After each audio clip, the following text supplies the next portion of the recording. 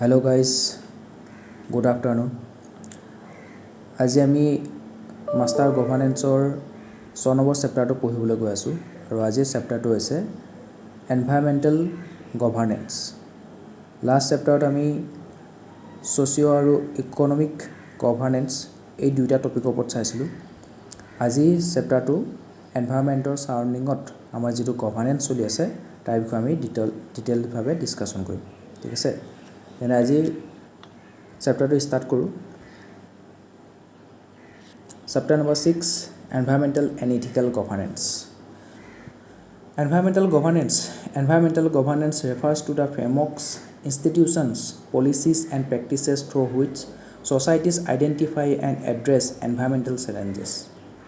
It involves the participation of various stakeholders, including the government, civil society and communities, to devise strategies, policies and long-term management plans aimed at reducing environmental impact. তো এতিয়া development কৰিবলৈ গৈ আছে economic development, আৰু তাৰ লগত এনভাইৰনমেণ্টৰ সদায় কি হয়, দুইটা এটা মুদ্ৰাৰ ইপিঠি সিপিঠি। তুমি যেতিয়া ইকনমিক ডেভেলপমেণ্টৰ পিনে যাবা তাত তোমাৰ এনভাইৰনমেণ্টৰ ইছ্যু কিছুমান আগবাঢ়ি আহিব। ছাপ'জ এটা ৰাস্তা বনাবলগীয়া আছে, ৰাস্তাটো এখন জংঘলৰ মাজেদি গৈছে, ফৰেষ্টৰ মাজেদি গৈছে। তো ৰাস্তাটো বনাবৰ কাৰণে তোমাৰ খুবেই জৰুৰী, ঠিক আছে, কাৰণ ৰাস্তাটোৱে তোমাক কি কৰিব, ট্ৰেন্সপৰ্টেশ্যন কষ্টটো বহুত কমাই দিব পাৰে। ঠিক আছে, এটা শ্বৰ্টকাট ৰাস্তা বনাবলৈ গৈ আছা, কিন্তু এতিয়া জংঘলৰ মাজেদি যাব লাগিব, গোটেই ফৰেষ্টখন কাটিব লাগিব, গতিকে তাৰ এনভাইৰনমেণ্টৰ ইক'লজিৰ কনচাৰ্ণ আহি যোৱা দেখিবলৈ পোৱা গৈছে। তো যেতিয়া ইকনমিক ডেভেলপমেণ্টৰ কথা আহিব তাত কিন্তু এনভাইৰনমেণ্টৰ কনচাৰ্ণটো দেখিবলৈ পোৱা যাব। যেনেকৈ আমাৰ জম্মু এণ্ড কাশ্মীৰত 5.9 million metric ton lithium reserve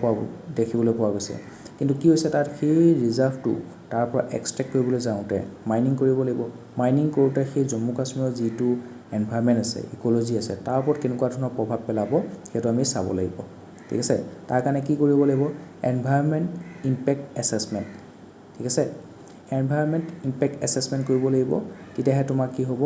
তাত এনভাইৰনমেণ্টৰ ওপৰত কোনো ধৰণৰ প্ৰভাৱ, নিগেটিভ কনচিকুৱেঞ্চেছ নাহাকে সেই বস্তুটো আমি এক্সট্ৰেক্ট কৰিব পাৰিম আৰু আমাৰ ইকনমিক ডেভেলপমেণ্টত সহায় হ'ব। গতিকে এনভাইৰনমেণ্টৰ যিটো ইম্পেক্ট হয় সেইটো আমি কমাব লাগিব, আৰু কমাই পেলাই কি কৰিবলৈ আমাৰ ডেভেলপমেণ্টৰ ৰাস্তাটো মুকলি কৰিব লাগিব। তাৰ কাৰণে আমাৰ এনভাইৰনমেণ্টেল গভৰ্নেন্স চেপ্টাৰটো ইয়াত ইনক্লুড কৰা হৈছে।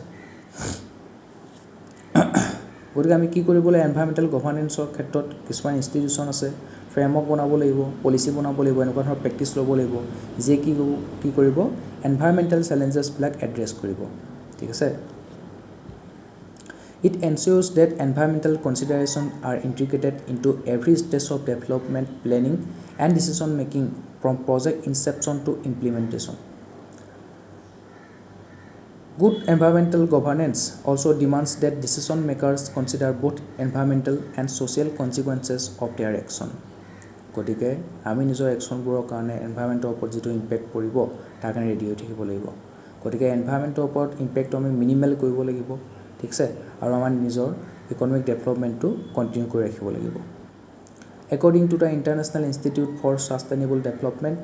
environmental governance include the sum of organization, rules, procedures and financial mechanisms that regulate environmental protection. তো ইণ্টাৰনেশ্যনেল ইনষ্টিটিউট এটা আছে কিহৰ কাৰণে, ছাষ্টেইনেবল ডেভেলপমেণ্টৰ কাৰণে, IISD, international institute for sustainable development. সি তোমাৰ কি কৰিছে, কিছুমান ৰুল বনাইছে, প্ৰচিডিউৰ বনাইছে, কিছুমান মেকানিজম বনাইছে, যাৰ সহায়ত এনভাইৰনমেণ্টেল প্ৰটেকশ্যনটো ৰেগুলেট কৰিব পাৰি। Its core principle include equity, inclusiveness and sustainable conservation and regeneration of natural resources. তো নেচাৰেল ৰিচ'ৰ্চবিলাক আমি কি কৰিব লাগিব, ছাষ্টেইনেবলি ইউজ কৰিব লাগিব। কেৱল আমি আমাৰ জেনেৰেশ্যনটোৱে যদি গোটেই ৰিচ'ৰ্চবোৰ ইউজ কৰি শেষ কৰি দিওঁ, তেন্তে আগন্তুক আমাৰ যিটো নেক্সট জেনেৰেশ্যন আহি আছে তেওঁলোকৰ তাতো ৰিচ'ৰ্চে নাথাকিব, কি অৱস্থা হ'ব। কি প্ৰিন্সিপাল অফ এনভাইৰনমেণ্টেল গভাৰ্নেন্স। তো এনভাইৰনমেণ্টেল গভাৰ্নেন্সৰ কি প্ৰিন্সিপাল কেইটানো কি কি, integration, environmental consideration should be incorporated into all decision making processes and activities. Interconnection, recognising the interconnectedness of urban centres, societies, economies and governance with the environment. তো এনভাইৰনমেণ্টৰ লগত আমাৰ আৰ্বান চেণ্টাৰবোৰ জড়িত হৈ আছে, ৰুৰেল এৰিয়াবোৰ জড়িত হৈ আছে, ছ'চাইটিখনো জড়িত হৈ আছে, ইকনমিও জড়িত হৈ আছে, নহয় জানো? চব ইণ্টাৰ কানেক্টেড হৈ আছে। ইণ্টাৰডিপেণ্ডেঞ্চ emphasizing the mutual reliance between individuals and the ecosystem they inhabit. তো আমি আমাৰ ইক'চিষ্টেমটোৰ ওপৰত কেনেদৰে ডিপেণ্ডেণ্ট হৈ গৈছোঁ, ঠিক আছে? কৈছে এতিয়া আমি উশাহত কি লওঁ? অক্সিজেন লওঁ, আৰু নিশাহত কি এৰি দিওঁ? কাৰ্বন ডাই অক্সাইড এৰি দিওঁ। গছেও সেইটোৱে কৰে, সিহঁতেও কি কৰে? উশাহত অক্সিজেন লয় আৰু নিশাহত কাৰ্বন ডাই অক্সাইড এৰি দিয়ে। কিন্তু যেতিয়া সালোক সংশ্লেষণৰ সময় হয়, দিনৰ সময়ছোৱাত, গছে কি কৰে? বায়ুমণ্ডলৰ পৰা কাৰ্বন ডাই অক্সাইডটো এবজৰ্ব কৰি লয় আৰু নিজৰ কাৰণে খাদ্য প্ৰস্তুত কৰে। আৰু সেই প্ৰক্ৰিয়াটো তেওঁলোকে গছবোৰে কি কয়? অক্সিজেনটো ৰিলিজ কৰি দিয়ে, ঠিক আছে? তো আমি এৰি দিয়া কাৰ্বন ডাই অক্সাইডটো কোনে একচেপ্ট কৰি আছে? কোনে এবজৰ্ব কৰি আছে? গছে কৰি আছে। তো যদি গছবোৰে কাৰ্বন ডাই অক্সাইডটো এবজৰ্ব নকৰিলেহেঁতেন, তেতিয়া বায়ুমণ্ডলৰ কাৰ্বন ডাই অক্সাইডৰ পৰিমাণ বাঢ়ি গ'লহেঁতেন, ঠিক আছে? আৰু কাৰ্বন ডাই অক্সাইডে কি কৰিব পাৰে? সূৰ্যৰ পোহৰটো ধৰি ৰাখিব পাৰে।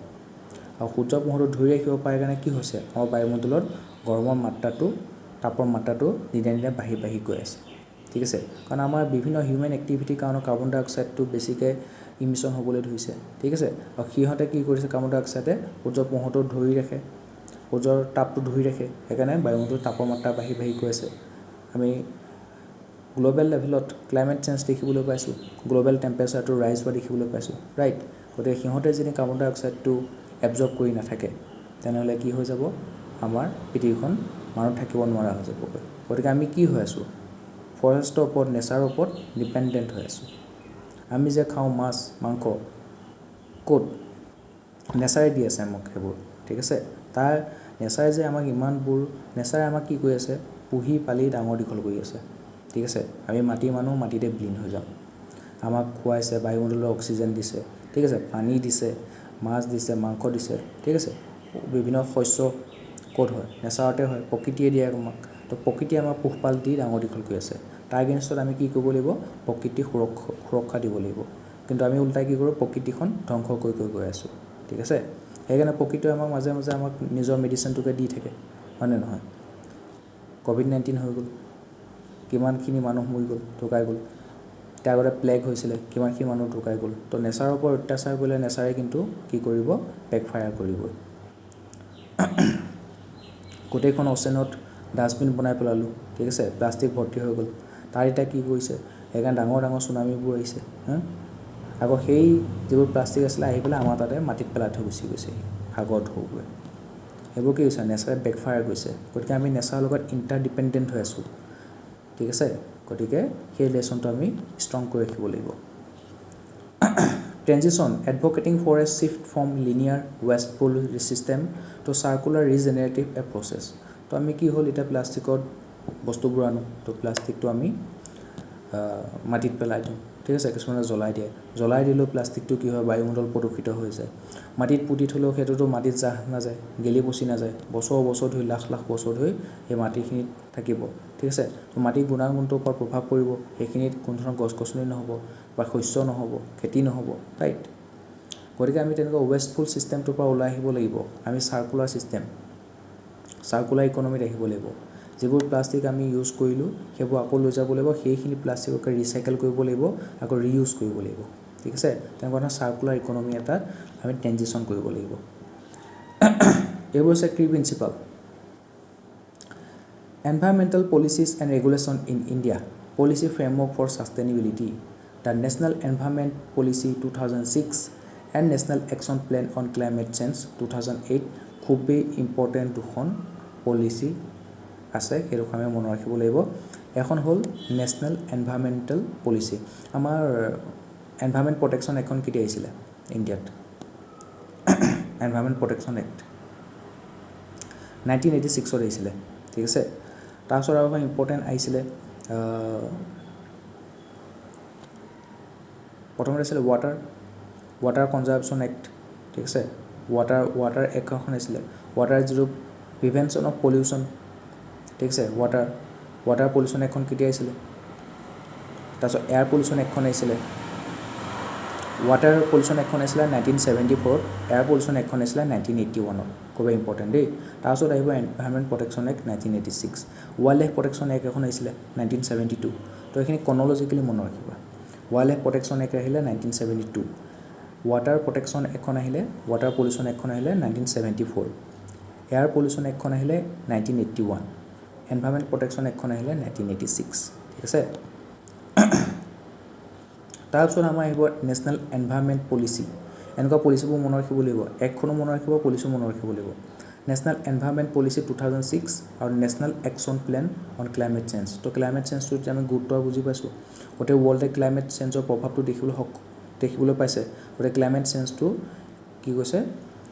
ৰেকগনাইজ কৰিছে আৰু সেইকাৰণে আমাৰ নেশ্যনেল লেভেলত একশ্যন প্লেন এটা বনাইছে ক্লাইমেট চেঞ্জৰ ওপৰত 2008 চনত নেশ্যনেল লেভেলত এনভাইৰনমেণ্টেল পলিচি আনিছে 2006ত These policies guide sustainable development and climate response through missions like solar energy and water conservation. তো আমি solar energy লৈ লাহেকৈ ট্ৰেনজিশ্যন কৰিছোঁ লাহেকৈ আমাৰ এতিয়া ঘৰবিলাকত solar পেনেলবোৰ দেখিবলৈ পাবা ঠিক আছে solar পেনেল লগাইছে water conservation rain water conservation দেখিবলৈ পাবা legal backing for protection যিকেইখন মই ক'লোঁ এখন environment protection act 1986 water pollution act 1974 wildlife protection act 1972 air pollution act 1981 ঠিক আছে এইবিলাক কিহৰ কাৰণে আনিছে they provide regulatory power to curb pollution and preserve biodiversity institutional enforcement mechanism bodies like MOEFCC মানে কি ministry of environment forest and climate change very important organisation এনভাইৰনমেণ্টৰ ওপৰত কুৱেশ্যন আহিলে MOEFCC নামটো মেনশ্যন কৰিবই লাগিব ministry of environment forest and climate change সি কি initiative আনিছে কি স্কিম আনিছে সেইবোৰ আমি পঢ়িব লাগিব তাৰপিছত আহিব CPCB central pollution control board central লেভেলৰ পলিউশ্যনটো কণ্ট্ৰল কৰিবৰ কাৰণে বৰ্ড এটা বনাইছে central pollution control board national green tribunal NGT কেতিয়া জন্ম হৈছিলে NGT এখন কেতিয়া আহিছিলে নেশ্যনেল গ্ৰীণ ট্ৰিবিউনেল NGT 2010 আহিছিলে 2010 They ensure implementation, monitoring and grievance redressal. Example, NGT banned construction in eco-sensitive zone. তো eco-sensitive যিবোৰ জোন আছে তাৰ কিন্তু তুমি কনষ্ট্ৰাকশ্যন কৰিব নোৱাৰা এতিয়া নেশ্যনেল পাৰ্ক এখনৰ ভিতৰত সোমাই পেলাই বোলে তুমি মাইনিং কৰি আছা বহুত ডাঙৰ বিল্ডিং বনাই আছা এনেকুৱা ধৰণৰ কনষ্ট্ৰাকশ্যন কামবোৰ তেনেকুৱা ধৰণৰ নেশ্যনেল পাৰ্কৰ দৰে ৱাইল্ড লাইফ চেঞ্চুৰীৰ দৰে ইক' জোনবিলাকত তুমি কৰিব নোৱাৰা ঠিক আছে তেতিয়াহ'লে কি হ'ব তাৰ যিখিনি ইক'লজি আছে তাৰ ওপৰত প্ৰভাৱ পৰিব ওচৰৰ যিখিনি ৱাইল্ড লাইফ আছে ফ্ল'ৰা ফ'না আছে তাৰ ওপৰত প্ৰভাৱ পৰিব ৰাইট সেইকাৰণে তাত তুমি কি কৰিব নোৱাৰা কনষ্ট্ৰাকশ্যন এক্টিভিটিবোৰ কৰিব নোৱাৰা recent initiative and enforcement example the plastic waste management rule 2016 updated in 2022 ban single use plastic আমি যেন কেতিয়াবা হেৰি খাওঁ মেংগ' জুচবোৰ খাওঁ এনেকৈ প্লাষ্টিকৰ ষ্ট্ৰ'পাৰ থাকে ন তো সেইবোৰ ছিংগল ইউজ প্লাষ্টিক তো আগতে সেইবোৰ প্লাষ্টিকৰ আছিলে এতিয়া সেইটো বেন কৰি দিলে সেইকাৰণে চাবা এতিয়া তাত কি কৈছে প্লাষ্টিকৰ সলনি এনেকৈ কাগজৰ ষ্ট্ৰ' এপাত দিয়ে ঠিক আছে তো কাগজৰ ষ্ট্ৰ' হয় এবাৰ তুমি ইউজ কৰিলা ছেকেণ্ড টাইম ইউজ কৰিবই নোৱাৰা তো সেইটো কি কৰিব পেলাই দিলেও মাটি সেইটো যাবগৈ ঠিক আছে গেলি পচি যাবগৈ কিন্তু আগতে প্লাষ্টিকবোৰ আছিলে আমি সেই জুচত খাওঁ ষ্ট্ৰ'বোৰ ঠিক আছে প্লাষ্টিকৰ ষ্ট্ৰ'বোৰ পেলাই দিওঁ সেইবোৰ না মাটিত পুতি থৈ দিলেও এইটো জাহ নাযায় ঠিক আছে তো সেইবোৰে মাটিৰ গুণাগুণৰ ওপৰত প্ৰভাৱ পেলাইছিলে সেইকাৰণে আমাক কি কৈছিলে প্লাষ্টিকৰ যিমানবোৰ ৱেষ্ট আছে সেইটো মেনেজমেণ্ট কৰিবৰ কাৰণে ৰুল এটা বনাইছিলে তো নেশ্যনেল লেভেলত প্লাষ্টিক ৱেষ্টবোৰ মেনেজমেণ্ট কৰিবৰ কাৰণে ৰুল বনাইছিলে 2016 চনত সেইটো 2012 চনত আপডেটেড কৰিলে আৰু ছিংগল ইউজ প্লাষ্টিকবোৰ বেন কৰি দিছিলে ঠিক আছিলে তো প্লাষ্টিক ৱেষ্ট মেনেজমেণ্ট ৰুল কিমান চনত আহিছিলে 2016 চন আৰু 2022 চনত আপডেটেড কৰিলে আৰু ছিংগল ইউজ প্লাষ্টিকবোৰ তাত বেন কৰিলে wash rules promoted safe disposal wash rules wash মানে বুজি পাইছানে এতিয়া লেপটপ আছে মোবাইল আছে ছাপ'জ বেয়া হৈ গ'ল তো তুমি এনেকৈ পেলাই দিলা ঘৰৰ পাছফালে তুমি লেপটপটো পেলাই দিলা মোবাইলটো পেলাই দিলা তো সেইবোৰ কি হৈছে ৱাষ্ট হৈছে ইলেক্ট্ৰনিক যিবোৰ ৱাছ আছে সেইটো ৱাষ্টৰ কথা কৈছে তো সেইবোৰ কি কৰিব লাগে আকৌ ৰিচাইকেল কৰিব লাগে কি ঠিক তাৰ পাৰ্টছবোৰ ক'ৰবাত নহয় ক'ৰবাত ইউজ হৈ যাব ঠিক আছে গতিকে ৱাছবোৰো ইলেক্ট্ৰনিক ৱাছবোৰো ৰিচাইকেল কৰিব লাগে চাৰ্কুলাৰ ইকনমিৰ ভিতৰত আনিব লাগে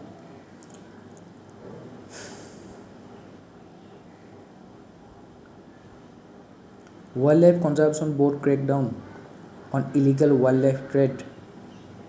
supporting India's commitment to biodiversity conservation. এটা লাল চন্দনটো কি হৈছে সেইটো ইলিগেলি স্মাগলিং কৰা দেখিবলৈ পোৱা গৈছে পুষ্পা মুভিখনত দেখিছিলা তোমালোকে ঠিক আছে তো সেইটো বা কি কৰে ইয়াৰ পৰা কিছুমান সাপ লৈ যাব ঠিক আছে হাতীৰ দাঁত লৈ যাব তো সেইবোৰ কি হৈছে ইলিগেলি ৱাইল্ড লাইফবিলাক ট্ৰেডিং কৰা দেখিবলৈ পোৱা যায় তো ৱাইল্ড লাইফ কনজাৰ্ভেশ্যন বৰ্ডে সেইবোৰ ক্ৰেকডাউন কৰি থাকে Participatory mechanism, public and community involvement in decision making. Public hearing, joint forest management. তো decision making processত এনভাইৰনমেণ্টৰ কাৰণে যি পলিচি বনাইছে, স্কিম আনিছে, এক আনিছে, সেইবোৰ ডিসিশন মেকিঙত কি হৈছে সিটিজেনৰ পাৰ্টিসিপেশনটো এনকাৰেজ কৰিছে। Information and transparency, access to environmental data and public disclosure, online clearance portals, RTI এখন কেতিয়া আহিছিলে বাৰম্বাৰ পঢ়ি আছো আমি 2005 ত আহিছিলে, ঠিক আছে। ট্ৰান্সপাৰেন্সি ক্ষেত্ৰত RTI বহুত important. Monitoring and compliance, regular checks to ensure adherence to environmental norms. Example, pollution monitoring station, environmental audit. Constitutional provision আছে and judiciary role in environment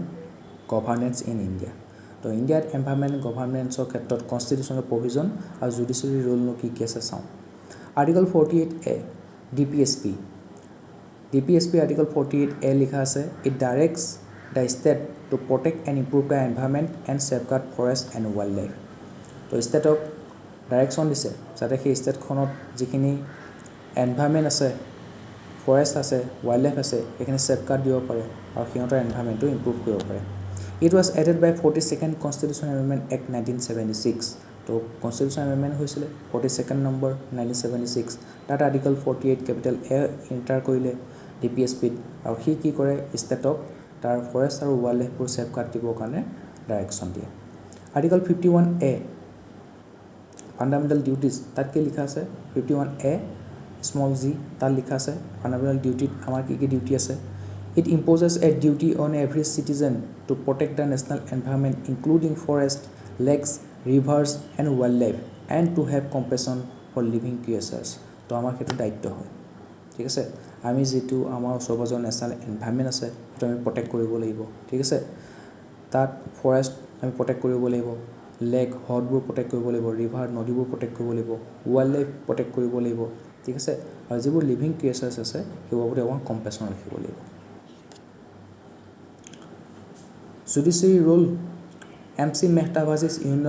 Union of India 1987, oleum gas leak case, established the principle of absolute liability for hazardous industries and expanded public interest litigation for environmental causes. PIL, নামটো শুনিছা, public interest litigation, PIL, very very important work. PIL, public interest litigation, common masser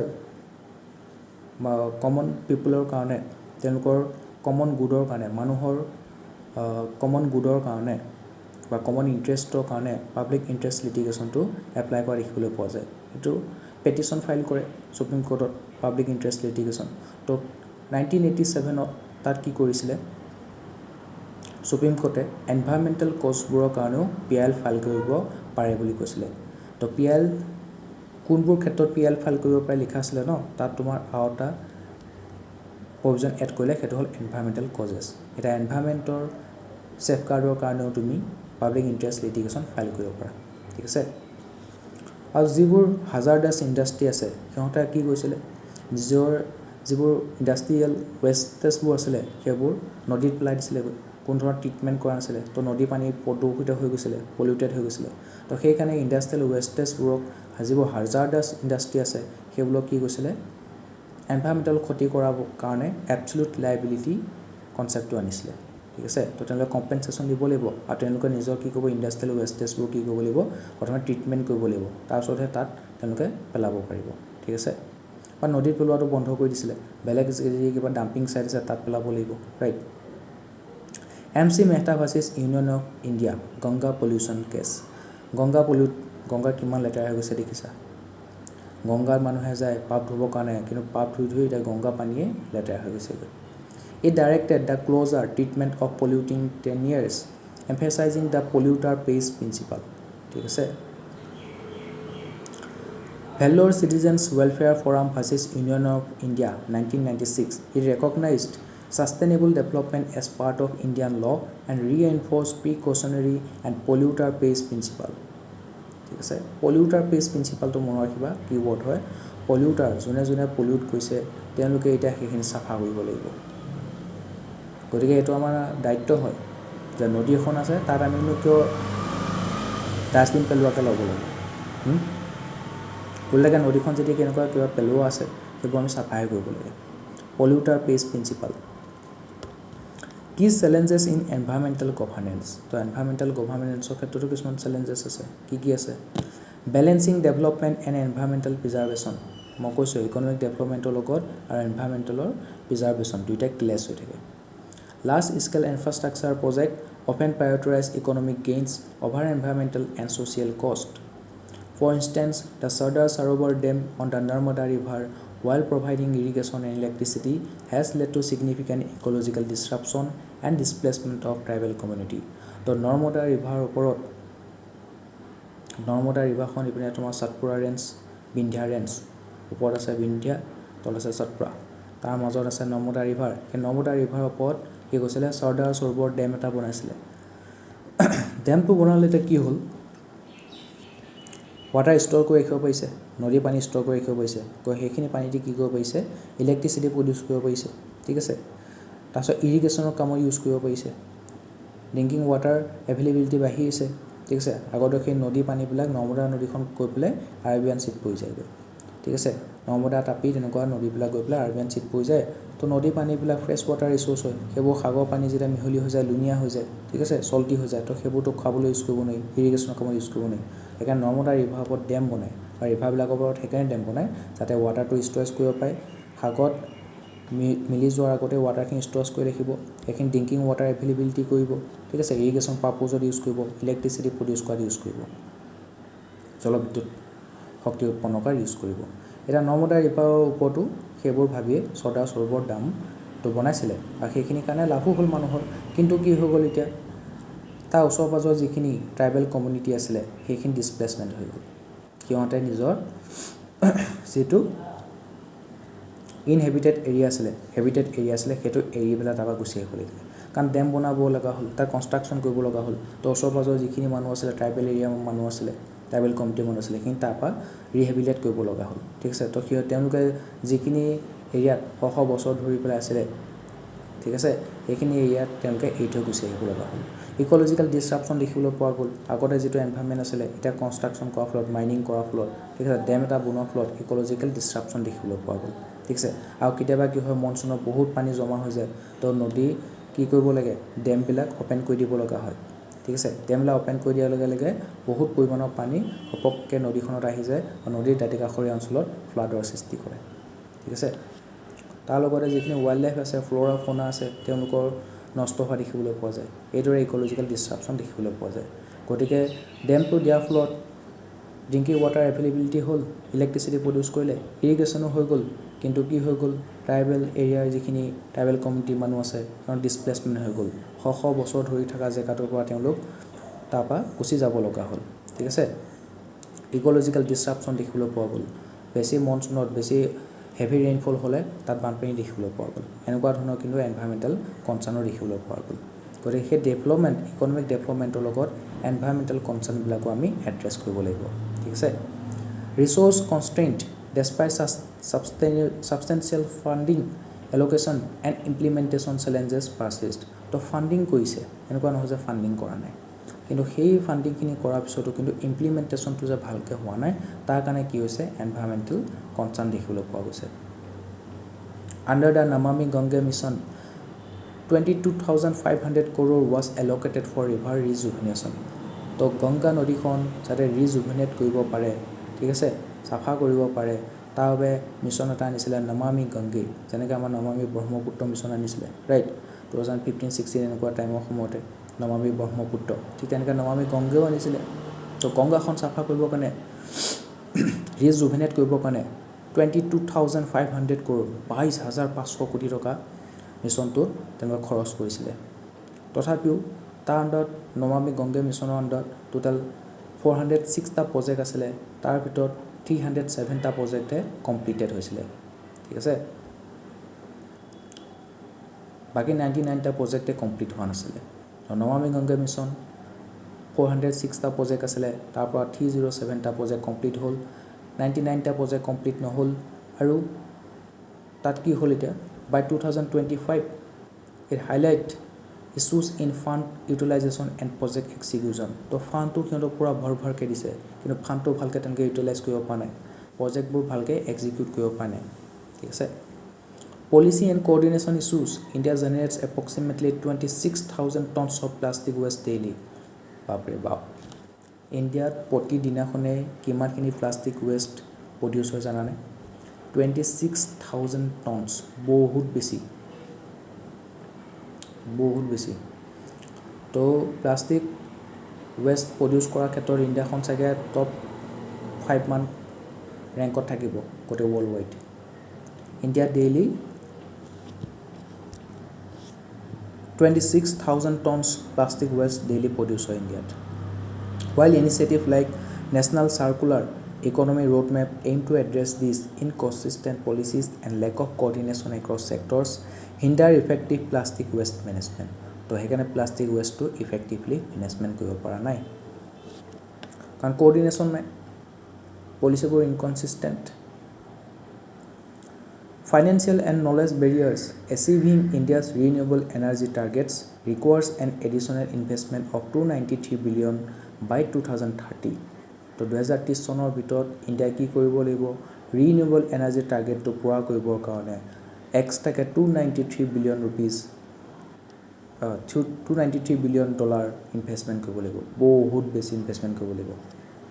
India বৰ্তমান কি হৈ আছে যেটো non renewable energy আছে fossil fuel আছে তাৰ ওপৰত আমি বেছিকৈ ডিপেন্ডেন্ট কোলৰ ওপৰত কোল এনাৰ্জি সোৰ্স হিচাপে এক নম্বৰটো ঠিক আছে বাকি যিবোৰ ৰিনিউৱেবল এনাৰ্জি সোৰ্স আছে সোলাৰ এনাৰ্জি উইণ্ড এনাৰ্জি ঠিক আছে নিউক্লিয়াৰ এনাৰ্জি য'ত পলিউশ্যন লেভেল খুবেই কম ঠিক আছে আৰু আমাৰ যিবোৰ ফসিল ফিউল আছে সেইবোৰ ইউজ নকৰাকৈ সেইবোৰৰ পৰা এনাৰ্জি প্ৰডিউচ কৰিব পাৰি সেইখিনি কিন্তু আমাৰ বহুত পৰিমাণে কমি আছে তো ইণ্ডিয়া যেতিয়া নিজৰ যদি ৰিনিউৱেবল এনাৰ্জিটো কি কৰিব বিচাৰে বেছিকৈ তাৰ পৰা বেছিকৈ এনাৰ্জি প্ৰডিউচ কৰিব বিচাৰে তাৰ কাৰণে তেওঁলোকে by 2030 293 বিলিয়ন ডলাৰ ইনভেষ্টমেণ্ট কৰিব লাগিব বহুত বেছি তো এইটো ফাইনেন্সিয়েল বহুত বেছি এইডৰ প্ৰয়োজন হ'ব however financial constraint and limited access to green financing mechanism pose significant challenges to scaling up renewable energy project তো সেই ৰিনিউৱেবল এনাৰ্জি প্ৰজেক্টবোৰত কিন্তু বহুত পইচা লগা দেখিবলৈ পোৱা যায় limited understanding of complex system India's shift from mitigation to adaptation in climate policy reflect the complexities of addressing climate change impact climate change হৈছে আগতে যিবোৰ এৰিয়াত বৰষুণ পৰি আছিল তাৰ বৰষুণ নপৰা হ'ল য'ত বৰষুণ নপৰিছিল তাতহে বৰষুণ পৰা হ'ল ক্লাইমেটটো চেঞ্জ হৈ গৈছে ক্লাইমেট চেঞ্জ হোৱাৰ ফলত মানুহৰ এতিয়া শস্য আগতে সিজন আছিল ন খেতি কৰা সিজন আছিল খাৰিফ ৰবি সেইবোৰ চেঞ্জ হৈ গৈছে মানুহৰ শস্য কৰিব কাৰণে খেতি কৰিব কাৰণে সিজন চেঞ্জ হৈ গৈছে তো সেই সিজন চেঞ্জ হোৱাৰ কাৰণে এতিয়া কি হৈছে সেই সিজন ওয়াইজ আকৌ যিবোৰ শস্য খেতি কৰে সেইটো চেঞ্জ হৈ গৈছে মানুহৰ খাদ্য অভ্যাস চেঞ্জ হৈ গৈছে ঠিক আছে তো সেইবোৰ আমাৰ হেলথৰ ওপৰত ইম্পেক্ট কৰিছে তো ক্লাইমেট চেঞ্জৰ ফলত একদম বানপানী হৈ অৱস্থা নাইকিয়া হৈ গৈছে তো সেইবোৰ ক্লাইমেট চেঞ্জৰ লগত যুঁজ দিবৰ কাৰণে ইণ্ডিয়া কি কৰিছে এতিয়া মিটিগেশ্যনৰ পৰা গৈ পেলাই আমি এডাপ্টেশ্যনলৈ আমাৰ পলিচিবোৰ শিফ্ট কৰিছোঁ ঠিক আছে আগতে ক্লাইমেট চেঞ্জ হৈছে তাৰ ফলত আমাৰ যিখিনি ক্ষতি হ'ল আমি তাৰ লগত মিটিগেট কৰিবৰ কাৰণে চেষ্টা কৰোঁ এটা আমি এডাপ্টেশ্যন কৰিবলৈ লৈছোঁ ক্লাইমেট চেঞ্জ হৈছে গতিকে আমি ক্লাইমেট ৰেজিলিয়েণ্ট আমি হেৰি ইউজ কৰিম চিডবোৰ ইউজ কৰিম ঠিক আছে ক্লাইমেট চেঞ্জ হৈছে গতিকে তাৰ ওপৰত আমাৰ এতিয়া যেটো খেতি কৰোঁ খেতি কৰা সিজনটো চেঞ্জ হৈছে গতিকে সিজন ওয়াইজ আমাৰ খেতিটো বেলেগ কৰিম ঠিক আছে খাদ্যভাগ চেঞ্জ হৈ গৈছে গতিকে আমিও এতিয়া ক্লাইমেট চেঞ্জৰ ইম্পেক্টবোৰ লগত এডাপ্ট কৰিবৰ কাৰণে ষ্টাৰ্ট কৰিছোঁ However, the absence of robust adaptation strategy. আমি এডাপ্ট কৰিবৰ কাৰণে গৈছোঁ হয় কিন্তু আমাৰ এডাপ্টেশ্যন ষ্ট্ৰেটেজি বৰ এটা ভাল নাই and limited understanding of localized climate impact hinder effective policy formulation and implementation. না এতিয়া আমাৰ এডাপ্ট কৰিবৰ কাৰণে আমি গৈ আছোঁ কিন্তু এডাপ্টেশ্যন ষ্ট্ৰেটেজি ভাল নাই ঠিক আছে তো ক্লাইমেট যে চেঞ্জ হৈছে সেইটো ভালকৈ ৰিডিং কৰিব পৰা নাই তাৰ কাৰণে ভালকৈ পলিচি ফৰ্মুলেট কৰিব পৰা নাই ঠিক আছে ইমপ্লিমেণ্টো কৰিব পৰা নাই সেইবোৰ প্ৰব্লেম দেখা দিছে Policy contradiction and environmental degradation. It is a very important topic. Here for UPSC 2018 চনত question কৰিছিলে. So policy contradiction and environmental degradation. The protection and prevention of environmental degradation have become a pressing issue in today's world due to the growing awareness of the negative impact of human activities on the environment. তো আমাৰ যিবোৰ activity আছে human activity তাৰ ফলত কি হৈছে environmental ওপৰত negative impact পৰিছে কৈছে আৰু সেই কথাটো আমি লাহে লাহে ৰিয়েলাইজ কৰিছোঁ সেইকাৰণে আমি এনভাইৰনমেণ্ট প্ৰটেকশ্যন এক্ট 1986 আনিছিলোঁ ৱাইল্ড লাইফ প্ৰটেকশ্যন এক্ট 1972 আনিছিলোঁ হয়নে নহয় সেই 1960 70 80s তেনেকুৱা টাইমতে মানুহবিলাকে ৰিয়েলাইজ কৰিছে যে আমাৰ হিউমেন এক্টিভিটিবোৰৰ কাৰণে এনভাইৰনমেণ্টৰ ওপৰত নিগেটিভ ইম্পেক্ট এটা পৰিছে ঠিক আছে গতিকে সেইকাৰণে এতিয়া কি হৈছে এনভাইৰনমেণ্টৰ ওপৰত খুব গুৰুত্ব দিয়া দেখিবলৈ পোৱা গৈছে সেইকাৰণে এনভাইৰনমেণ্টৰ যেতিয়া কোৰ্চবোৰ কৰিব ন তোমালোকে একেবাৰে MSc কৰা এনভাইৰনমেণ্টেল ছায়েন্সত বা MA কৰা এনভাইৰনমেণ্টেল তাৰ ওপৰত কৰিলে মানে কি হয় সেইবোৰ আজিকালি খুবেই গুৰুত্ব দিছেতো গতিকে সেইবোৰ কোৰ্চ কৰিলে মানে তোমাৰ জব পোৱাৰ চান্সেছটো বেছি থাকে তো এনভাইৰনমেণ্টেল ডিগ্ৰেডেশ্যনৰ ওপৰত সেইটো আমি প্ৰিভেনশ্যন কৰিব লাগিব এনভাইৰনমেণ্টটো প্ৰটেক্ট কৰিব লাগিব সেইটো গোটেই ৱৰ্ল্ডত এটা প্ৰেছিং ইছ্যু হৈ গৈছে However, policy contradiction among various competing sectors and stakeholders have hindered the effectiveness of measures aimed at mitigating environmental degradation. কিন্তু এটা এনভাইৰনমেণ্টেল ডিগ্ৰেডেশ্যনটো মিটিগেট কৰিবৰ কাৰণে কিছুমান আমি মেজাৰ্ছ লৈছোঁ কিন্তু কেতিয়াবা কি হৈছে পলিচি কণ্ট্ৰাডিকশ্যন দেখিবলৈ পোৱা গৈছে কেনেকুৱা ধৰণৰ পলিচি কণ্ট্ৰাডিকশ্যন আছে আমি চাওঁ কি পলিচি কণ্ট্ৰাডিকশ্যনছ ডেভেলপমেণ্ট ভাৰ্চেছ এনভাইৰনমেণ্ট এইটো তোমালোকে পাবা কেছ ষ্টাডিটো পাবা কুৱেশ্যনতো পাবা যে development versus environment protection Economic projects like highways or mining often override environmental concern. তো হাইৱে এটা বনাব গৈছে গছ গছনি কাটি হুলা গৈছে ৰাইট আগতে আমাৰ ৰাস্তাটো যেতিয়া নেশ্যনেল হাইৱে বনাইছিলে তো ৰাস্তাৰ কাষত বহুত ডাঙৰ ডাঙৰ গছ আছিলে তো হাইৱে বনোৱাৰ কাৰণে তেওঁলোকে গছবোৰ কাটি পেলাইছিলে ঠিক আছে মাইনিং কৰিব যায় মাইনিং কৰোঁতে তেওঁলোকৰ কি হয় এনভাইৰনমেণ্টেল কনচাৰ্ণ দেখিবলৈ পোৱা যায় অত্যাধিক মাইনিং কৰাৰ ফলত লেণ্ডশ্লাইডৰ ঘটনা দেখিবলৈ পোৱা যায় পাহাৰ খহি পৰে example forest clearance for industrial zones তো ইণ্ডাষ্ট্ৰি বনাব ফৰেষ্টৰ ভিতৰত তো ফৰেষ্টখন কাটি ঘোলা কৰে তাৰ যিখিনি ট্ৰাইবেল কমিউনিটি আছে লোকেল কমিউনিটি আছে তেওঁলোকক ৰিহেবিলিটেট কৰিব লগা হয় তাৰপৰা ডিছপ্লেচমেণ্ট কৰিব লগা হয় uneven regulation large polluting industries sometimes escape strict rules due to lobbying তো যিবোৰ পলিউটিং ইণ্ডাষ্ট্ৰি আছে ঠিক আছে যিবোৰ ইণ্ডাষ্ট্ৰি খুব পলিউশ্যন হোৱা দেখিবলৈ পোৱা যায় সিহঁতে কি হয় পলিটিকেল পাৰ্টিবিলাকৰ লগত পলিটিকেল লিডাৰৰ লগত তেওঁলোকৰ ভাল হয় ঠিক আছে যিবোৰ এনভাইৰনমেণ্টেল অফিচাৰ আছে এনভাইৰনমেণ্টেল প্ৰটেকশ্যন দিয়া অফিচাৰবোৰ আছে সিহঁতৰ লগত ভাল হৈ লয় সিহঁতক খুব পইচা ঢালে সেইকাৰণে এনেকুৱা ধৰণৰ লবিবোৰৰ কাৰণে তেওঁলোকে কি হয় এই এনভাইৰনমেণ্টেল প্ৰটেকশ্যন কৰিবৰ কাৰণে যিবোৰ ৰুল আছে ৰেগুলেশ্যন আছে তাৰ পৰা এস্কেপ কৰিবলৈ সক্ষম হয় কিন্তু যিবোৰ সৰু সুৰা মানুহ তেওঁলোকে কিন্তু কি হয় এই এনভাইৰনমেণ্টেল যিবোৰ ষ্ট্ৰিক্ট ৰুল আছে সেইবোৰ ৰুল ফ'ল' কৰে ঠিক আছে কিন্তু ডাঙৰ ডাঙৰ ইণ্ডাষ্ট্ৰিয়েলবোৰে কি কৰে নিজৰ লবিটোৰ সহায়ত সেই ষ্ট্ৰিক্ট ৰুলবোৰৰ পৰা এস্কেপ কৰিবলৈ সক্ষম হয় তো আনইভেন ৰেগুলেশ্যন দেখিবলৈ পোৱা গৈছে এইটো ভালকৈ ৰেগুলেট কৰিব লাগিব ৰুলবোৰ সকলোৰে কাৰণে সমান হ'ব লাগিব ঠিক আছে দ্য ৰাইট টু ইকুৱেলিটি আইনৰ আগত সকলো সমান কানুন আহে এই ধনী দুখীয়া সৰু ডাঙৰ একো নাচায় আইন সকলোৰে কাৰণে সমান হ'ব লাগিব stakeholder conflict mining companies versus environmental groups differing priorities lead to weak or delayed policies. Lack of intersectoral coordination. Environment Ministry, MOFCC, Ministry of Environment, Forest and Climate Change. Environment Ministry, goal কাৰেণ্টটো কিন্তু একো নাই আমি পঢ়ি থাকিব লাগিব কাৰণ কাৰেণ্টটো আহিব যাব কিন্তু পঢ়া শুনা কৰি থাকিব লাগিব Environment Ministry policies may clash with industry or energy ministry plans, creating confusion and inaction. ঠিক আছে তো ইপিনে এনাৰ্জি মিনিষ্ট্ৰি আছে ইপিনে এনভাইৰনমেণ্ট মিনিষ্ট্ৰি আছে তো এনভাইৰনমেণ্ট মিনিষ্ট্ৰিয়ে ক'ব যে এনাৰ্জি মিনিষ্ট্ৰিয়ে ক'ব যে আমি নতুনকৈ এনাৰ্জি প্ৰজেক্ট এটা আনিছোঁ তাৰ কাৰণে আমি কি কৰিব লাগিব ডেম বনাব লাগিব তাৰপিছত এনভাইৰনমেণ্ট মিনিষ্ট্ৰিয়ে কয় তই ডেম বনাবি হয় কিন্তু ডেম বনালে কি হ'ব তাৰ এনভাইৰনমেণ্টটো বৰবাদ হৈ যাব ইক'লজি বৰবাদ হৈ যাব মানুহৰ ডিছপ্লেচমেণ্ট কৰিব লাগিব আৰু ডেমটো যদি কেতিয়াবা ভাঙি যায় বা বেছিকৈ বৰষুণ হয় হেভি ৰেইনফল হয় তাৰ বানপানী হোৱাৰ চান্স আছে তো এনাৰ্জি মিনিষ্ট্ৰিয়ে ক'ব হাৰি আমাৰ এনাৰ্জি ছিকিউৰিটি লাগে এতিয়া এনভাইৰনমেণ্ট মিনিষ্ট্ৰিয়ে ক'ব হাৰি আমাৰ এনভাইৰনমেণ্টৰ প্ৰটেকশ্যন কৰিব লাগে তো তেনেকুৱা ধৰণৰ কি হৈ যায় ইণ্টাৰ ছেক্টৰিয়েল কনফ্লিক্টবোৰ দেখিবলৈ পোৱা যায় চৰকাৰৰ মাজতে দুটা ডিপাৰ্টমেণ্টৰ দুটা মিনিষ্ট্ৰিৰ মাজত এনেকুৱা ধৰণৰ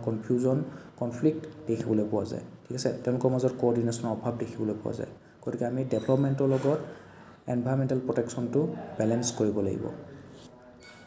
Way forward, strengthen institutional capacity and enforcement. তো আমি ইনষ্টিটিউচনেল কেপাচিটি আৰু এনফৰ্চমেণ্টটো ষ্ট্ৰেংথেন কৰিব লাগিব enhance resources for pollution control boards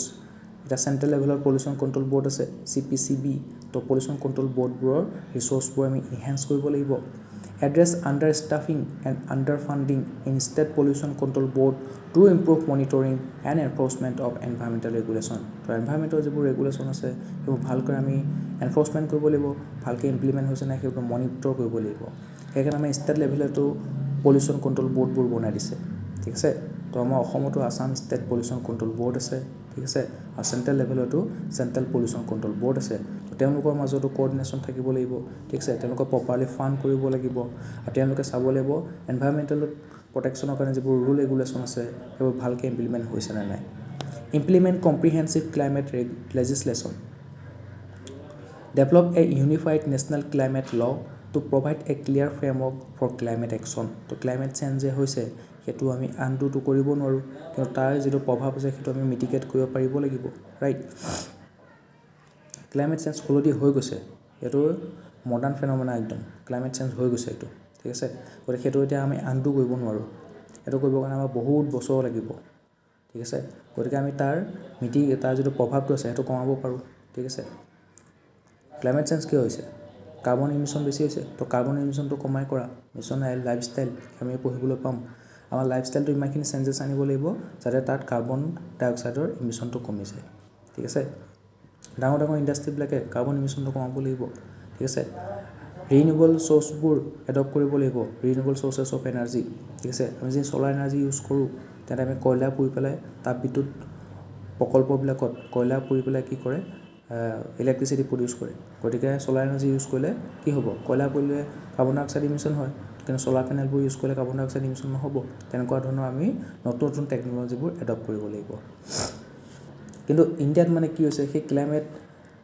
চেঞ্জৰ এগেইনষ্টত action ল'বৰ কাৰণে ক্লাইমেট ল'বিলাক নাই মানে বা ফ্ৰেমৱৰ্ক তেনেকুৱা ধৰণৰ নাই গতিকে নেশ্যনেল লেভেলত এটা ইউনিফাইড ক্লাইমেট ল' বা ফ্ৰেমৱৰ্ক এটা বনাব লাগিব ঠিক আছে তেতিয়াহে আমি ক্লাইমেট চেঞ্জৰ এগেইনষ্টত একশ্যন ল'ব পাৰিম it is highlighted by the supreme court recognition of the right against adverse effect of climate change তো সুপ্ৰিম কোৰ্টে আৰু এটা ৰাইট ৰেকগনাইজ কৰিছে যে right against adverse effect of climate change তো ক্লাইমেট চেঞ্জৰ কাৰণে যিখিনি বেয়া প্ৰভাৱ পৰিছে ঠিক আছে নিগেটিভ প্ৰভাৱ পৰিছে তাৰ এগেইনষ্টত কিন্তু আমাৰ অধিকাৰ আছে তো ডেভেলপ কাণ্ট্ৰিবিলাকে সেই তেতিয়াই পুৰা ইণ্ডাষ্ট্ৰিয়েল ডেভেলপমেণ্ট কৰিলে ঠিক আছে খুব কাৰ্বন ইমিশ্যন কৰিলে তো কি কৰিলে এতিয়া সেইকাৰণে ক্লাইমেট চেঞ্জ দেখিবলৈ পোৱা গৈছে তো সেই ডেভেলপ কাণ্ট্ৰিবিলাকৰ আজিকালি ৰেছপনচিবিলিটি আছে যে তেওঁলোকে কাম কৰিলে তাৰ কিন্তু প্ৰভাৱটো গোটেই পৃথিৱীত হৈছে গতিকে তেওঁলোক ডেভেলপড হ'ল নতুন নতুন টেকন'লজি বনাইছে ঠিক আছে গতিকে তেওঁলোকে কি হ'ব যিবোৰ ডেভেলপিং কাণ্ট্ৰি থাৰ্ড ৱৰ্ল্ড কাণ্ট্ৰিত ক্লাইমেট চেঞ্জৰ ফলত প্ৰভাৱবোৰ পৰিছে সেইবোৰ মিটিগেট কৰিবৰ কাৰণে সেই ডেভেলপিং বা থাৰ্ড ৱৰ্ল্ড কাণ্ট্ৰিবিলাকক তেওঁলোকে ফাণ্ড প্ৰভাইড কৰিব লাগিব নিজৰ টেকন'লজি শ্বেয়াৰ কৰিব লাগিব আৰু তেওঁলোকে ইয়াৰ উপায় বিচাৰিব লাগিব কাৰণ তেওঁলোকৰ সেই এটা সময়ত ইকনমিক এক্টিভিটিবোৰৰ কাৰণে ঠিক আছে আজি ক্লাইমেট চেঞ্জৰ দৰে ফেনমেনা দেখিবলৈ পোৱা গৈছে আৰু তাৰ কিন্তু প্ৰভাৱ গোটেই পৃথিৱীয়ে মন কৰিছে ঠিক আছে গতিকে সুপ্ৰিম কোৰ্টেও সেই ক্লাইমেট চেঞ্জৰ এগেইনষ্টত নিজৰ ৰাইটটো কি কৰিছে ৰেকগনাইজ কৰিছে the supreme court recognised the right against adverse effect of climate change foster sustainable development practices তো ছাষ্টেইনেবল ডেভেলপমেণ্ট প্ৰেক্টিছবোৰ আমি ল'ব লাগিব promote green infrastructure invest in eco' friendly infrastructure project তো ইক' ফ্ৰেণ্ডলি ইনফ্ৰাষ্ট্ৰাকচাৰ প্ৰজেক্ট যিবোৰ infrastructure বনাব সেইবোৰ ইক' friendly হ'ব লাগিব such as the development of electric highways and reduce carbon emission তো সেইকাৰণে এটা আমাৰ আহি আছে ইভি আহি আছে ইলেক্ট্ৰিক ভেহিকলছবোৰ আহি আছে তো এনেই আমাৰ পেট্ৰল ডিজেল গাড়ীবোৰ আছিলে তাত তোমাৰ কি হয় বহুত কাৰ্বন ইমিশ্যন হয় ছালফাৰ ডাই অক্সাইড নাইট্ৰজেন ডাই অক্সাইড সেইবোৰ এচিড বৰষুণৰ সৃষ্টি কৰে গ্ৰীণ হাউচ গেছেছবোৰ মাত্ৰাটো বঢ়াই দিয়ে সেইকাৰণে এতিয়া ইভি ইলেক্ট্ৰিক ভেহিকল আহিছে তো সেইবোৰ লিথিয়াম বেটেৰীত চলিব সেইবোৰে পেট্ৰল ডিজেলত নচলে তো কাৰ্বন ইমিশ্যনটো বহুত কমাই দিব পাৰিব ঠিক আছে তো সেইবিলাকে কি হ'ব ছাষ্টেইনেবল ট্ৰেন্সপৰ্টেশ্যনৰ ছিষ্টেমটো মুকলি কৰি দিব তো গোটেই অল ইণ্ডিয়া লেভেলত এটা ছাষ্টেইনেবল ট্ৰেন্সপৰ্টেশ্যন ছিষ্টেম ক্ৰিয়েট কৰাৰ প্ৰয়োজন আছে এক্সপাণ্ড ৰিনিউৱেবল এনাৰ্জি ইনিচিয়েটিভ তো ৰিনিউৱেবল এনাৰ্জি ইনিচিয়েটিভবোৰ আমি এক্সপাণ্ড কৰিব লাগিব accelerate the deployment of rooftop solar panel in household PM Surya Ghar Muft বিজলী যোজনা 2024 চনত আহিছিলে PM সূৰ্য ঘৰ মুফ্ত বিজলী যোজনা তাৰ অন্তত তোমাৰ ৰুফটপত ঘৰৰ ছাদৰ ওপৰত কি কৰিব সোলাৰ পেনেলবোৰ লগাই দিব সেইবোৰ ইনষ্টল কৰি দিব তাৰ ফলত কি হ'ব তোমাৰ 300 ইউনিটলৈকে ইলেক্ট্ৰিচিটি বিল ফ্ৰী হ'ব ঠিক আছে 300 ইউনিট ইউজ কৰাৰ ফলত যেখিনি ইলেক্ট্ৰিচিটি বিল হ'ব সেইখিনিকে মাফ হ'ব তাৰপৰ যদি ইউজ কৰিছে সেইখিনি পইচা দিব লাগিব বা 300 ইউনিটলৈকে ইলেক্ট্ৰিচিটি বিল মাফ কৰি দিব ঠিক আছে তো প্ৰধানমন্ত্ৰী সূৰ্য ঘৰ মুফ্ত বিজলী যোজনা আনিছিলে 2024 চনত it aims to install rooftop solar panels in 1 crore household তো 1 কোটি মানুহৰ ঘৰত সোলাৰ পেনেলটো ইনষ্টল কৰিবৰ কাৰণে প্ৰধানমন্ত্ৰী সূৰ্য ঘৰ মুফ্ত বিজলী যোজনা 2024 চনত আনিছিলে এনেকুৱা ধৰণৰ ৰিনিউৱেবল এনাৰ্জি ইনিচিয়েটিভবোৰ আনি থাকিব লাগিব enhance financial mechanism for environmental project তো এনভাইৰমেণ্টেল প্ৰজেক্টবোৰৰ কাৰণে হেৰি কৰিব লাগিব আৰু ফাণ্ড তেওঁলোকে এল'কেট কৰিব লাগিব increase green bond issuance leverage green bonds to raise fund for environmental project ensuring transparent allocation and utilisation of resources তো গ্ৰীণ বণ্ড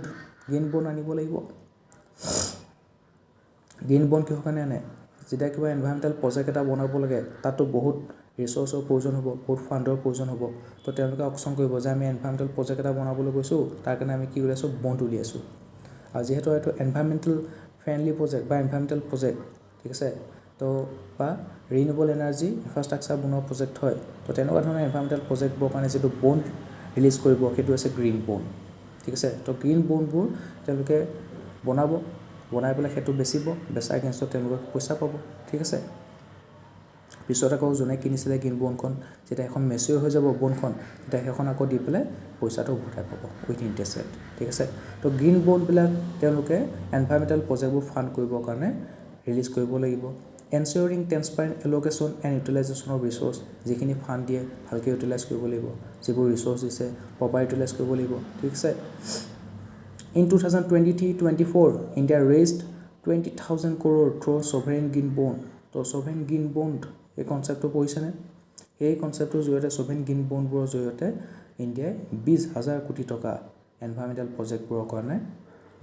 লাভ কৰিবলৈ সক্ষম হৈছিলে তো ইণ্ডিয়াত এনভাইৰমেণ্টেল প্ৰজেক্ট বনাবৰ কাৰণে ছভাৰেইন গ্ৰীণ বণ্ড মই মাত্ৰ ক'লোঁ গ্ৰীণ বণ্ড কনচেপ্ট কি ছভাৰেইন এইকাৰণে কাৰণ সেইটো ইণ্ডিয়ান গভৰ্ণমেণ্টে ৰিলিজ কৰিছে ঠিক আছে যেনেকৈ RBI তোমাৰ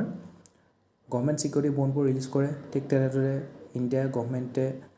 যেতিয়া গ্ৰীণ বণ্ডটো ৰিলিজ কৰিব তাক কোৱা হ'ব ছভাৰেইন গ্ৰীণ বণ্ড এতিয়া প্ৰাইভেট কোম্পানী এটাই যেতিয়া গ্ৰীণ বণ্ড উলিয়াব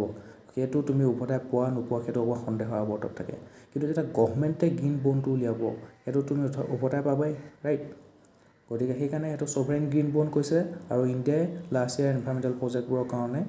20,000 কোটি টকা ৰেইজ কৰিবলৈ সক্ষম হৈছিলে তো এনভাইৰমেণ্টেল প্ৰজেক্টবোৰৰ কাৰণে গ্ৰীণ বণ্ডটো ৰিলিজ কৰিব লাগে তেতিয়া তেওঁলোকে ফাণ্ড বেছিকৈ পাবলৈ সক্ষম হ'ব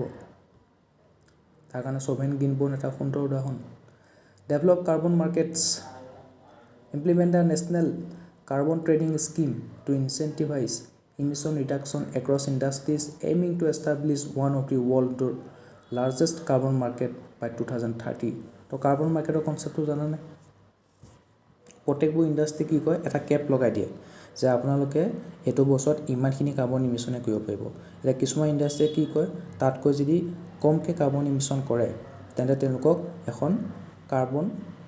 চাৰ্টিফিকেট এখন দিয়া হয় ঠিক আছে আৰু তেওঁলোকে কি কয় কিছুমান ইণ্ডাষ্ট্ৰি আকৌ হেভি কাৰ্বন ইমিশ্যন কৰে তো সিহঁতে সেই কেপটো পাৰ হৈ পেলাই লিমিটটো ক্ৰছ কৰি পেলাই বেছিকৈ কাৰ্বন ইমিশ্যন কৰে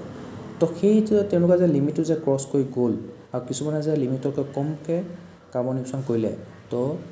সেই যোনবোৰে বেছিকৈ লিমিটটো ক্ৰছ কৰি যিবোৰ ইণ্ডাষ্ট্ৰিয়ে কাৰ্বন ইমিশ্যন কৰিলে তেওঁলোকে সেইবোৰ ইণ্ডাষ্ট্ৰিৰ পৰা যিবোৰ ইণ্ডাষ্ট্ৰিয়ে লিমিটতকৈ কম বা কেপতকৈ কমকৈ কাৰ্বন ইমিশ্যন কৰিছে তাৰ পৰা পইচাৰ এগেইনষ্টত সেই কাৰ্বন ট্ৰেডিং চাৰ্টিফিকেটখন ল'ব পাৰে ঠিক আছে তো দুটা এটা ইকুৱেল হৈ গ'ল কোনোবা কমকৈ ইউজ কৰিছে কমকৈ যে কাৰ্বন ইমিশ্যন কৰিছে তাৰতো কিবা এটা প্ৰফিট থাকিব লাগিব তো যোনে কাৰ্বন ইমিশ্যন কমকৈ কৰে তেওঁলোকে এখন চাৰ্টিফিকেট লাভ কৰে আৰু সেই চাৰ্টিফিকেটখন তেওঁলোকে কি কৰে যিবোৰ কোম্পানীয়ে যিবোৰ ইণ্ডাষ্ট্ৰিয়ে লিমিটেডতকৈ বেছি কেপতকৈ বেছি কাৰ্বন ইমিশ্যন কৰে তেওঁলোকক সেইখন চাৰ্টিফিকেট বেচিব পাৰে তাৰ এগেইনষ্টত সিহঁতে পইচা লাভ কৰে ঠিক আছে গতিকে যিটো লিমিট তেওঁলোকে বান্ধি দিব তাতকৈ যদি কমকৈ কাৰ্বন ইমিশ্যন কৰিছে তেন্তে কি হ'ব সেইটো ৰিৱাৰ্ডটো দিয়া হয় তো সেইটো হৈছে কাৰ্বন ট্ৰেডিং স্কিম গতিকে ইণ্ডিয়াত গোটেই ৱৰ্ল্ডৰ ভিতৰত লাৰ্জেষ্ট কাৰ্বন মাৰ্কেট ক্ৰিয়েট কৰাৰ বাবে তেওঁলোকে সিদ্ধান্ত লৈছে আৰু সেইটো বাই 2030 সেই কামটো কৰি দিব তো ইণ্ডিয়াই যাতে নিজকে ৱৰ্ল্ডৰ লাৰ্জেষ্ট কাৰ্বন মাৰ্কেট বনাব পাৰে বাই 2030 সেইকাৰণে যিটো স্কিম আনিছে তাৰ নামটো হ'ল নেশ্যনেল কাৰ্বন ট্ৰেডিং স্কিম ঠিক আছে improve disaster preparedness and climate resilience implement early warning systems, strengthen forecasting and response mechanism for natural disasters. Natural যিবোৰ ডিজাষ্টাৰ হ'ব ঠিক আছে লেণ্ডশ্লাইডে হওক বা ফ্লাডে হওক ভূমিকম্পই হওক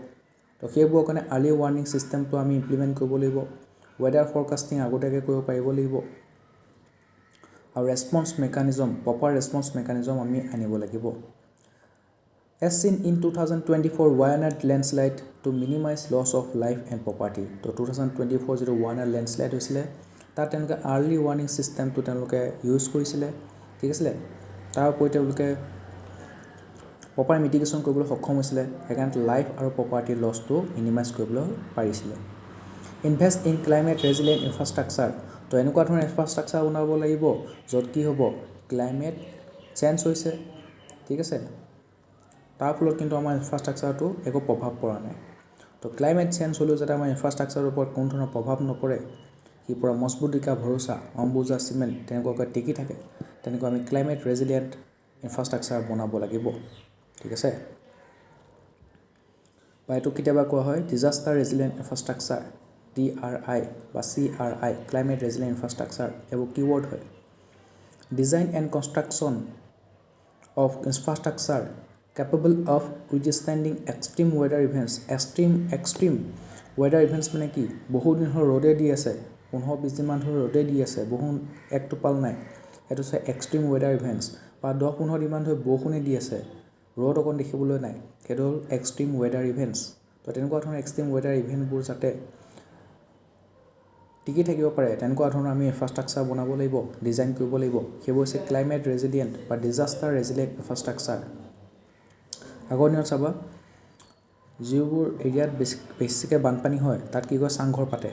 তো বানপানী হ'লেও সেই চাংঘৰ উটাই ল'ব নোৱাৰে তো তেওঁলোকে কি কৈছে সেই তেতিয়াই ডিজাষ্টাৰ ৰেজিলিয়েণ্ট ইনফ্ৰাষ্ট্ৰাকচাৰ বনাবলৈ শিকিছিলে ঠিক আছে ইট ইনকৰ্পৰেট ক্লাইমেট ৰিস্ক এছেছমেণ্ট তো ক্লাইমেটটো চেঞ্জ হৈছে তাৰ ফলত কি ৰিস্ক হ'ব পাৰে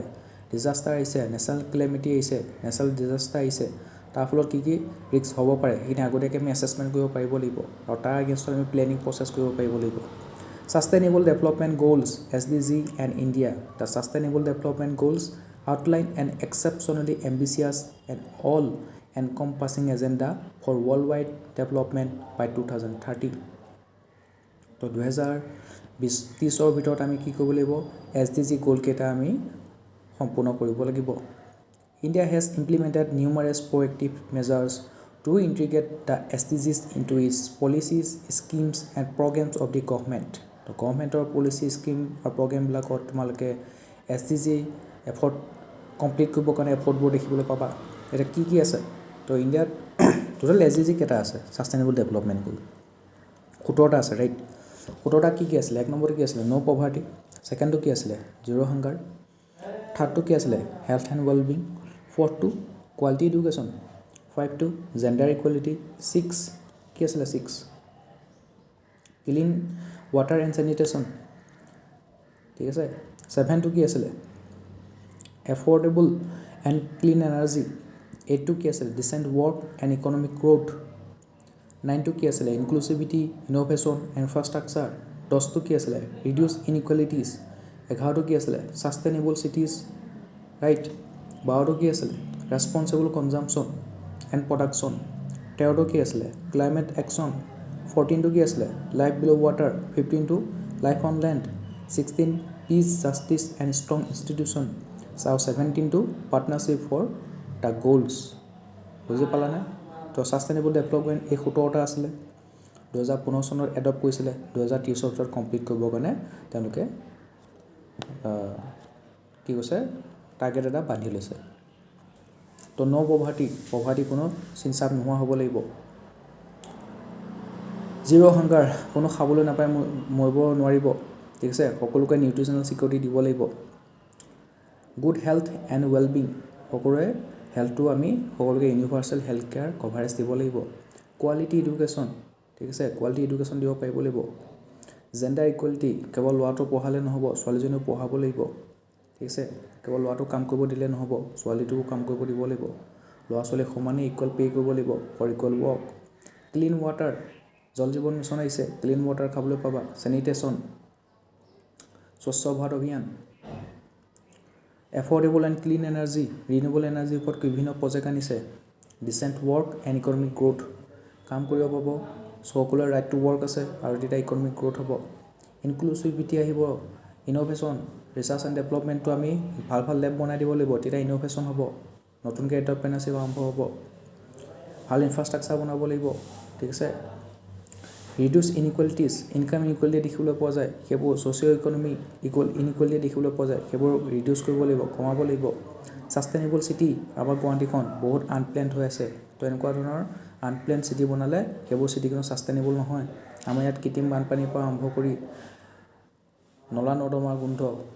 হয়নে নহয়, ডাম্পিং ছাইট নাই ভালকৈ, চবফালে তুমি নাক খোপা মাৰি যাব লাগিব, তো এনেকুৱা ধৰণৰ আনছাষ্টেইনেবল চিটি বনালে নহ'ব। ৰেছপনচিবল কনজাম্পশ্যন কৰিব লাগিব, ঠিক আছে। ছাষ্টেইনেবল ডেভেলপমেণ্ট চাব লাগিব আমি। এতিয়া গোটেই পৃথিৱীৰ ৰিচোৰ্চখিনি শেষ কৰিলে নহ'ব, আমাৰ নেক্সট জেনেৰেশ্যনৰ কাৰণেও আমি জমা কৰি থ'ব লাগিব, ঠিক আছে। ক্লাইমেট একশ্যন, ক্লাইমেট চেঞ্জ হৈছে, তাৰ এগেইনষ্টত আমি একশ্যন ল'ব লাগিব। এনভাইৰনমেণ্ট প্ৰটেকশ্যন কৰিব লাগিব, গছ গছনি ৰুব লাগিব, কাৰ্বন ইমিশ্যন কমাব লাগিব, লাইফষ্টাইলত চেঞ্জ আনিব লাগিব। লাইফ বিল' ৱাটাৰ, সাগৰৰ যিখিনি একুৱাটিক ছিষ্টেম আছে, একুৱাটিক এনিমেল আছে, একুৱাটিক প্লাণ্ট আছে, তো সেইবোৰ আমি প্ৰটেকশ্যন কৰিব লাগিব। সাগৰখনত কেৱল ডাম্পিং ছাইট হিচাপে বনালে নহ'ব, তাৰ ইক'ছিষ্টেমটো আমি প্ৰটেক্ট কৰিব লাগিব। লাইফ অন লেণ্ড, মাটিৰ ওপৰত যিখিনি লাইফ আছে, গছ গছনি, ৱাইল্ড লাইফ, ফ্ল'ৰা ফ'না, সেইবোৰ আমি প্ৰটেক্ট কৰিব লাগিব, প্ৰিজাৰ্ভ কৰিব লাগিব, ঠিক আছে। পিচ জাষ্টিছ, তাৰ কাৰণে কি লাগিব, সকলোবোৰ দেশৰ মাজত পিচ লাগিব, শান্তি লাগিব, ঠিক আছে, সকলোকে জাষ্টিছ দিব লাগিব। যিবোৰ ৰিচোৰ্চ আছে কেৱল এখন দেশে সেইবোৰ মানে কনজিউম কৰি থাকিলে নহ'ব, যিবোৰ ৰিচোৰ্চলেছ কাণ্ট্ৰি সেইবোৰত আমি ৰিচোৰ্চটো মবিলাইজ কৰিব লাগিব, ঠিক আছে। সকলোকে সমানে আগবঢ়াই লৈ যাব লাগিব, মন'পলি ৰাখিলে নহ'ব, সকলোকে সমান হাতে হাত ধৰি সকলোকে সমানে আগবাঢ়ি যাব লাগিব। তাৰ কাৰণে আমি পাৰ্টনাৰশ্বিপ কৰিব লাগিব, ইটো সিটোৰ লগত হেণ্ডশ্বেক কৰিব লাগিব, এগ্ৰিমেণ্ট কৰিব লাগিব, ইণ্টাৰনেশ্যনেল লেভেলৰ কনভেনশ্যন আনিব লাগিব, আৰু সেইটো আমি নেশ্যনেল লেভেলত সেইটো পৰিপূৰ্ণ কৰিবৰ কাৰণে চেষ্টা কৰিব লাগিব। তো সেইবোৰ হৈছে ছাষ্টেইনেবল ডেভেলপমেণ্ট গ'ল, আৰু সেইবোৰ কমপ্লিট কৰিবৰ কাৰণে ইণ্ডিয়াই কি হেৰি কৰিছে, এফৰ্ট লৈছে আমি চাওঁ। Sustainable development number 1, no' poverty, India's effort and progress. Women's labour force participation increase to 37%, তো 100গৰাকী ওমেনৰ ভিতৰত 37গৰাকী ওমেনে এতিয়া লেবাৰ ফ'ৰ্চত পাৰ্টিচিপেট কৰে। 33.98 lakh self help group connected to bank credit, তো ছেল্ফ হেল্প গ্ৰুপবিলাকক আজিকালি এটা বেংকৰ একাউণ্ট খুলিব দিছে, তো সেই বেংকৰ একাউণ্ট খুলি তেওঁলোকক কি কয়, ফাইনেন্সিয়েল এইড দিয়ে, ফাইনেন্সিয়েল এছিষ্টেণ্ট দিয়ে, ক্ৰেডিট দিয়ে, যাতে তেওঁলোকে তেওঁলোকৰ এণ্টাৰপ্ৰেনাৰশ্বিপ ষ্টাৰ্ট কৰিব পাৰে, ঠিক আছে, ষ্টাৰ্টআপ ষ্টাৰ্ট কৰিব পাৰে, স্মল বিজনেছ ষ্টাৰ্ট কৰিব পাৰে। তো ছেল্ফ হেল্প গ্ৰুপবিলাক প্ৰায় 34 লাখ ছেল্ফ হেল্প গ্ৰুপক বেংকত একাউণ্ট খুলিছে, তেওঁলোকক ক্ৰেডিট দিছে। Uttar Pradesh zero' poverty campaign identifies and support the poorest families with housing pension and income scheme, তো উত্তৰ প্ৰদেশে জিৰ' পভাৰ্টি কেম্পেইন এটা কৈছে, তাত পভাৰ্টি থাকিব নোৱাৰিব, প'ৰ পিপুল থাকিব নোৱাৰিব, আৰু অলৰেডি যিবোৰ প'ৰ ফেমিলি আছে তেওঁলোকক ঘৰ বনাই দিব, ঠিক আছে, পেঞ্চনৰ ব্যৱস্থা কৰিব, ছ'চিয়েল ছিকিউৰিটি দিব, আৰু ইনকামৰ কাৰণে জব অপৰচুনিটি দিব। তাৰ কাৰণে কি ইনিচিয়েটিভ আনিছে, কেৰেলাৰ তোমাৰ কুডুম্বশ্ৰী সেইটো আনিছিলে। ছাষ্টেইনেবল ডেভেলপমেণ্ট গ'ল 2, জিৰ' হাংগাৰ, তাৰ কাৰণে ইণ্ডিয়া কি এফৰ্ট লৈছে, প্ৰগ্ৰেছ কিমান হৈছে। National food security act coverage increase to 97.6% in 2018 and 19। National food security act, Pradhan Mantri Garib কল্যাণ যোজনা, 5 কেজিকৈ চাউল দিব পাৰ ফেমিলি পাৰ মান্থ, ঠিক আছে, ছাবচিডাইজ ৰেটত ফুড গ্ৰেইনবোৰ প্ৰভাইড কৰিব। প্ৰায় 81 crore পিপুলৰ আমাৰ ইয়াত ৰেচন কাৰ্ড আছে, ওৱান নেশ্যন কাৰ্ড, ONORC পঢ়িবলৈ পাইছোঁ আমি। অন্তৰ্দীয় অন্ন যোজনা, 35 কেজিকৈ চাউল দালি দিয়া হ'ব ছাবচিডাইজ ৰেটত, COVID-19 ষ্টাৰ্ট হৈছিলে, এতিয়াও চলি আছে। সেইবোৰ কিহৰ কাৰণে, যাতে জিৰ' হাংগাৰ, সকলোকে নিউট্ৰিচনেল ছিকিউৰিটি দিব পাৰে। ছইল হেল্থ কাৰ্ড দিব, distributed to 24, soil health card 2014 নে 15 চনতে আহিছিলে, মাটিৰ গুণাগুণ চাবৰ কাৰণে, ক'ত কিমান ফাৰ্টিলাইজাৰ লাগিব সেইবোৰ চাবৰ কাৰণে। তো ছইল হেল্থ কাৰ্ড 224 মিলিয়ন ফাৰ্মাৰক ডিষ্ট্ৰিবিউট কৰা আছে Notable initiative, establishment of a breast milk bank in Tamil Nadu. তো তামিলনাডুত তোমাৰ ব্ৰেষ্ট মিল্কৰ বেংক এটা খুলিছে যেনেকৈ ব্লাড বেংক খোলে ঠিক আছে ঠিক তেনেকৈ ব্ৰেষ্ট মিল্ক বেংকো খুলিছে sustainable development 3 good health and well being তাৰ কাৰণে ইণ্ডিয়া এফৰ্ট খুলিছে আয়ুষ্মান ভাৰত প্ৰধানমন্ত্ৰী জন আৰোগ্য যোজনা ঠিক আছে এটা আমাৰ ডিজিটেল আমাৰ যিটো হেল্থ কেয়াৰ চিষ্টেম আছে ডিজিটেলাইজ কৰি দিব আমাৰ এটা ইউনিক হেল্থ আইডি প্ৰভাইড কৰিব আমাৰ মেডিকেল ৰেকৰ্ডবোৰ ডিজিটেল ফৰ্মেটত ডিজিটেল ফৰ্মেটৰ ৰেকৰ্ড কৰি ৰাখিব মেডিকেল ৰেকৰ্ডবিলাক ঠিক আছে ষ্ট'ৰ কৰি ৰাখিব ডিজিটেল ফৰ্মেটত Ayushman Bharat Yojana provided health insurance to কিমান লাখ 5 লাখ টকাকৈ দিব per family per year 5 lakh টকালৈকে হেল্থ ইঞ্চুৰেঞ্চ দিব টু 100 মিলিয়ন ফেমিলিক তোমাৰ হেল্থ ইঞ্চুৰেঞ্চ দিব maternal mortality ratio' decrease to 97 malaria incidence decrease to 0.13% ঠিক আছে SDG 4 কোৱালিটি এডুকেশ্যন তাৰ কাৰণে ইণ্ডিয়া এফৰ্ট কি লৈছে drop out rates R reduce at elementary and secondary level তো তাৰ কাৰণে আমাৰ সমগ্ৰ শিক্ষা অভিযান ঠিক আছে সৰ্বশিক্ষা অভিযান ৰাষ্ট্ৰীয় মাধ্যমিক শিক্ষা অভিযান আনিছিলে তাৰ কাৰণে কি হৈছে মিড ডে মিল স্কিম আনিছিলে পোষণ অভিযান আনিলে অংগনবাড়ীবিলাকো তাৰ ইনক্লুড কৰে পোষণ অভিযান 2.2 সেইকাৰণে কি হৈছে নিউট্ৰিশ্যনেল ছিকিউৰিটি দিছে ঠিক আছে লগতে তেওঁলোক কোৱালিটি এডুকেশ্যন প্ৰভাইড কৰিছে এলিমেণ্টাৰী আৰু ছেকেণ্ডেৰী লেভেলত ড্ৰপ আউট ৰেটটো কমা দেখিবলৈ পোৱা গৈছে gender parity index for higher education improve to 1 gross enrolment ratio' in higher secondary education সেইটো ইনক্ৰিজ হৈছে 57.6 ঠিক আছে SDG গ'ল 5 জেণ্ডাৰ ইকুৱেলিটি তাৰ কাৰণে ইণ্ডিয়াই কি এফৰ্ট লৈছে প্ৰধানমন্ত্ৰী জন ধন যোজনা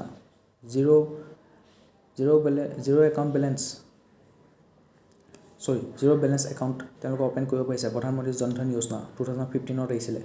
তো ফাইনেন্সিয়েল ইনক্লুজন বহুত মানুহৰ হৈ গ'ল প্ৰধানমন্ত্ৰী Jan Dhan Yojana অপেণ্ড 81 million bank account 54% বাই ওমেন তো ওমেনবিলাকৰ ফাইনেন্সিয়েল ইনক্লুজন হৈ গৈছে 75% অফ মুদ্ৰা যোজনা PM মুদ্ৰা যোজনা অন্তৰ্গত যিবোৰ MSME আছিলে মাইক্ৰ' স্মল আৰু মিডিয়াম এণ্টাৰপ্ৰাইজেছবোৰ আছিলে বিজনেছবোৰ আছিলে সেইবোৰক ক্ৰেডিট দিছিলে ফাইনেন্সিয়েল এইড দিছিলে এছিষ্টেণ্ট দিছিলে ঠিক আছিলে লোন দিছিলে তো PM মুদ্ৰা যোজনা অন্তৰ্গত MSMEবিলাকক লোন দিয়া হয় তো 75% of Mudra Yojana beneficiaries for women's political participation in parliament 14.36% তো লাহে লাহে ওমেনৰ পাৰ্টিচিপেশ্যন বাঢ়িছে পাৰ্লিমেণ্টত এতিয়াতো ওমেন ৰিজাৰ্ভেশ্যন এক্টটো আহি গ'ল 2023 তাৰ আণ্ডাৰত তোমাৰ এতিয়া বিধানসভা আৰু লোকসভাত কি কৰিছে 33%লৈকে ওমেনৰ চিটবিলাকৰ ৰিজাৰ্ভ কৰি পেলাই থৈ দিছে অলৰেডি PRIবিলাকৰ 33% আছেই এতিয়া বিধানসভা লোকসভাটো হৈ গ'ল কিন্তু ৰাজ্যসভাত হোৱা নাই women reservation bill passed reserving 33% seats in parliament and state assemblies for women sustainable development 6 clean water and sanitation তাৰ কাৰণে কি কৰিছে ইণ্ডিয়াৰ কি প্ৰগ্ৰেছটো কেনেকুৱা ধৰণৰ rural household with access to improve drinking water 99.25% তো ৰুৰেল যিবোৰ হাউচ হোল্ড আছিলে তাত তোমাৰ ড্ৰিংকিং ৱাটাৰ এভেইলেবিলিটি পাইছে ঠিক আছে জল জীৱন মিছনটো আনিছে জল জীৱন মিছন 2019ত আনিছিলে মিনিষ্ট্ৰী অফ জল শক্তি আনিছিলে এতিয়া ঘৰে ঘৰে household water tap connection কৰি দিছে বিশুদ্ধ খোৱা পানী খাবলৈ পাইছে 99% মানুহৰ ঘৰত এতিয়া ড্ৰিংকিং ৱাটাৰ এভেইলেবিলিটি আছে rural individual house hold toilet 100% তো গাঁওবিলাকত টয়লেট বনাই দিছিলে ঘৰে ঘৰে টয়লেট বনাই দিছিলে ঠিক আছে যাতে তেওঁলোকে অপেন ডেফিকেশ্যন কৰিব নালাগে খুলে মে শৌচ নেহি কৰনা পৰে সেইকাৰণে ঘৰে ঘৰে টয়লেট বনাই দিছিলে তো 100% কমপ্লিট হৈছে 97.4% of school have separate toilet for girls তো গাৰ্লছবিলাকে আগতে ছেপাৰেট টয়লেট নাছিলে তো MC টাইমত তেওঁলোকৰ দিগদাৰ হয় তো তেওঁলোকৰ হাইজিনটো মেইনটেইন কৰিব লাগিব ঠিক আছে ভাল চেনিটেশ্যন ফেচিলিটি বনাই দিব লাগিব সেইকাৰণে 97% স্কুলতে কি হৈছে গাৰ্লছৰ কাৰণে ছেপাৰেট টয়লেট বনাই দিছে সাষ্টেইনেবল development goal 7 affordable and clean energy তো এফৰ্ডেবল আৰু ক্লিন এনাৰ্জিৰ কাৰণে ইণ্ডিয়াৰ বৰ্তমান প্ৰগ্ৰেছ কেনেকুৱা household with access to clean cooking fuel 99.8% আমাৰ এতিয়া পঢ়িছিলা PM উজ্জ্বলা স্কিমৰ আণ্ডাৰত কি কৈছিলে LPG কানেকশ্যন কৰি দিছিলে ঠিক আছে ওমেনবিলাকে যাতে কি হয় তেওঁলোকে খৰি জ্বলাই পেলাই ভাত ৰান্ধিছিলে ঠিক আছে তো তেওঁলোকৰ শ্বাস প্ৰশ্বাসত দিগদাৰ হৈছিলে ৰেস্পিৰেটৰী প্ৰব্লেমবোৰ দেখিবলৈ পোৱা গৈছিলে এতিয়া তেওঁলোকক ক্লিন কুকিং ফিউল যোগান ধৰা হৈছে LPG কানেকশ্যন কৰি দিছে PM Ujjwala scheme Pahal scheme আহিছিলে তাৰ আণ্ডাৰত যিবোৰ LPG আছিলে কানেকশ্যন কৰিলে নহ'ব LPGবোৰৰ দাম বেছি আছিলে তো তাত ছাবচিডাইজ ৰেটত LPG যোগান ধৰা হৈছিলে 99% হাউচহোল্ডতে এতিয়া ক্লিন কুকিং ফুল দেখিবলৈ পোৱা যায়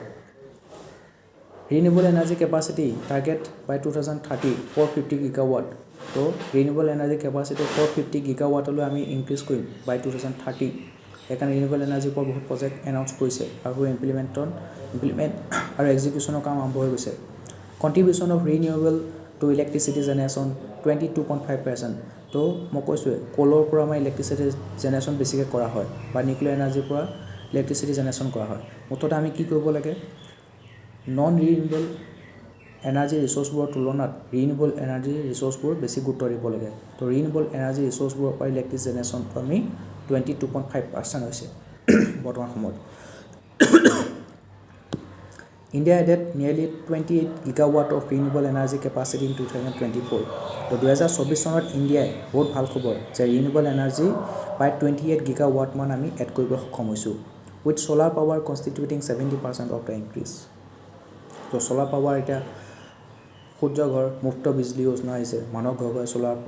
সোলাৰ পেনেলবোৰ ইনষ্টল কৰি দিব ঠিক আছে 1 কোটি মানুহ টাৰ্গেট লৈছে 300 ইউনিটলৈকে কি কৰিব ইলেক্ট্ৰিচিটি বিল ফ্ৰী কৰি দিব তো সেইকাৰণে সোলাৰ পাৱাৰ বৰ্তমান কি হৈছে তাৰ ব্যৱহাৰটো বাঢ়ি গৈছে SDG 8 decent work and economic growth তাত আমাৰ ইণ্ডিয়াৰ প্ৰগ্ৰেছ কেনেকুৱা পেটেণ্ট ইছ্যুড ইনক্ৰিজ টু 34,134 তো পেটেণ্ট ইছ্যু হৈছে মানে কি আমাৰ ইনোভেশ্যন হৈছে নতুন নতুন বস্তু আৱিষ্কাৰ হ'বলৈ ধৰিছে ইনভেনশ্যন হ'বলৈ ধৰিছে সেইকাৰণে পেটেণ্টটো ইনক্ৰিজ হৈছে ঠিক আছে তো এতিয়ালৈকে 34,000 পেটেণ্ট ইনক্ৰিজ হৈছে ইছ্যু হৈছে startup recognise under startup India scheme তো ষ্টাৰ্টআপবিলাকক ৰেকগনাইজ কৰিবৰ কাৰণে তেওঁলোকক ইজ অফ ডুইং বিজনেছৰ সুবিধা দিবৰ কাৰণে তেওঁলোকক লোনৰ সুবিধা দিবৰ কাৰণে কি কৈছে ষ্টাৰ্টআপ ইণ্ডিয়া স্কিম আনিছিলে তাৰ আণ্ডাৰত বৰ্তমান 26,522 ষ্টাৰ্টআপ ৰেকগনাইজ কৰিছে বেংকিং আউটলেট পাৰ 1 লাখ পপুলেশ্যন তো 1 লাখ পপুলেশ্যনৰ এগেইনষ্টত কি হৈছে এটা বেংক বা বেংকৰ ব্ৰাঞ্চ খোলা দেখিবলৈ পোৱা গৈছে ঠিক আছে ইয়াত কৈছে 1 লাখ পপুলেশ্যনৰ এগেইনষ্টত 98টা তো অলমষ্ট 1 লাখ পপুলেশ্যনৰ এগেইনষ্টত 100টা বেংক দেখিবলৈ পোৱা গৈছে এটা বেংকে 1 লাখ পপুলেশ্যন কেনেকৈ চম্ভালিব গতিকে 100টা বেংক খুলি দিছে 1 লাখ পপুলেশ্যনৰ কাৰণে অটল ইনকিউবেশ্যন চেণ্টাৰ ইট ছাপৰ্টছ এণ্টাৰপ্ৰেনাৰশ্বিপ অটল টিংকাৰী লেব বনাইছিলে অটল ইনোভেশ্যন মিছন 2016 চনত আনিছিলে ঠিক আছে ইনোভেশ্যনটো প্ৰমোট কৰিবৰ কাৰণে sustainable development goal 9 industry innovation infrastructure investment in Bharatmala programme বনাইছে সাগৰমালা প্ৰগ্ৰেম বনাইছে সাগৰমালা প্ৰগ্ৰেমৰ আণ্ডাৰত কি কৈছিলে ইণ্ডিয়াৰ যিখিনি পৰ্ট আছে চি পৰ্টবিলাক সেইবোৰ ডেভেলপ কৰিছে মডাৰ্ণাইজ কৰিছে আৰু বাকীবোৰ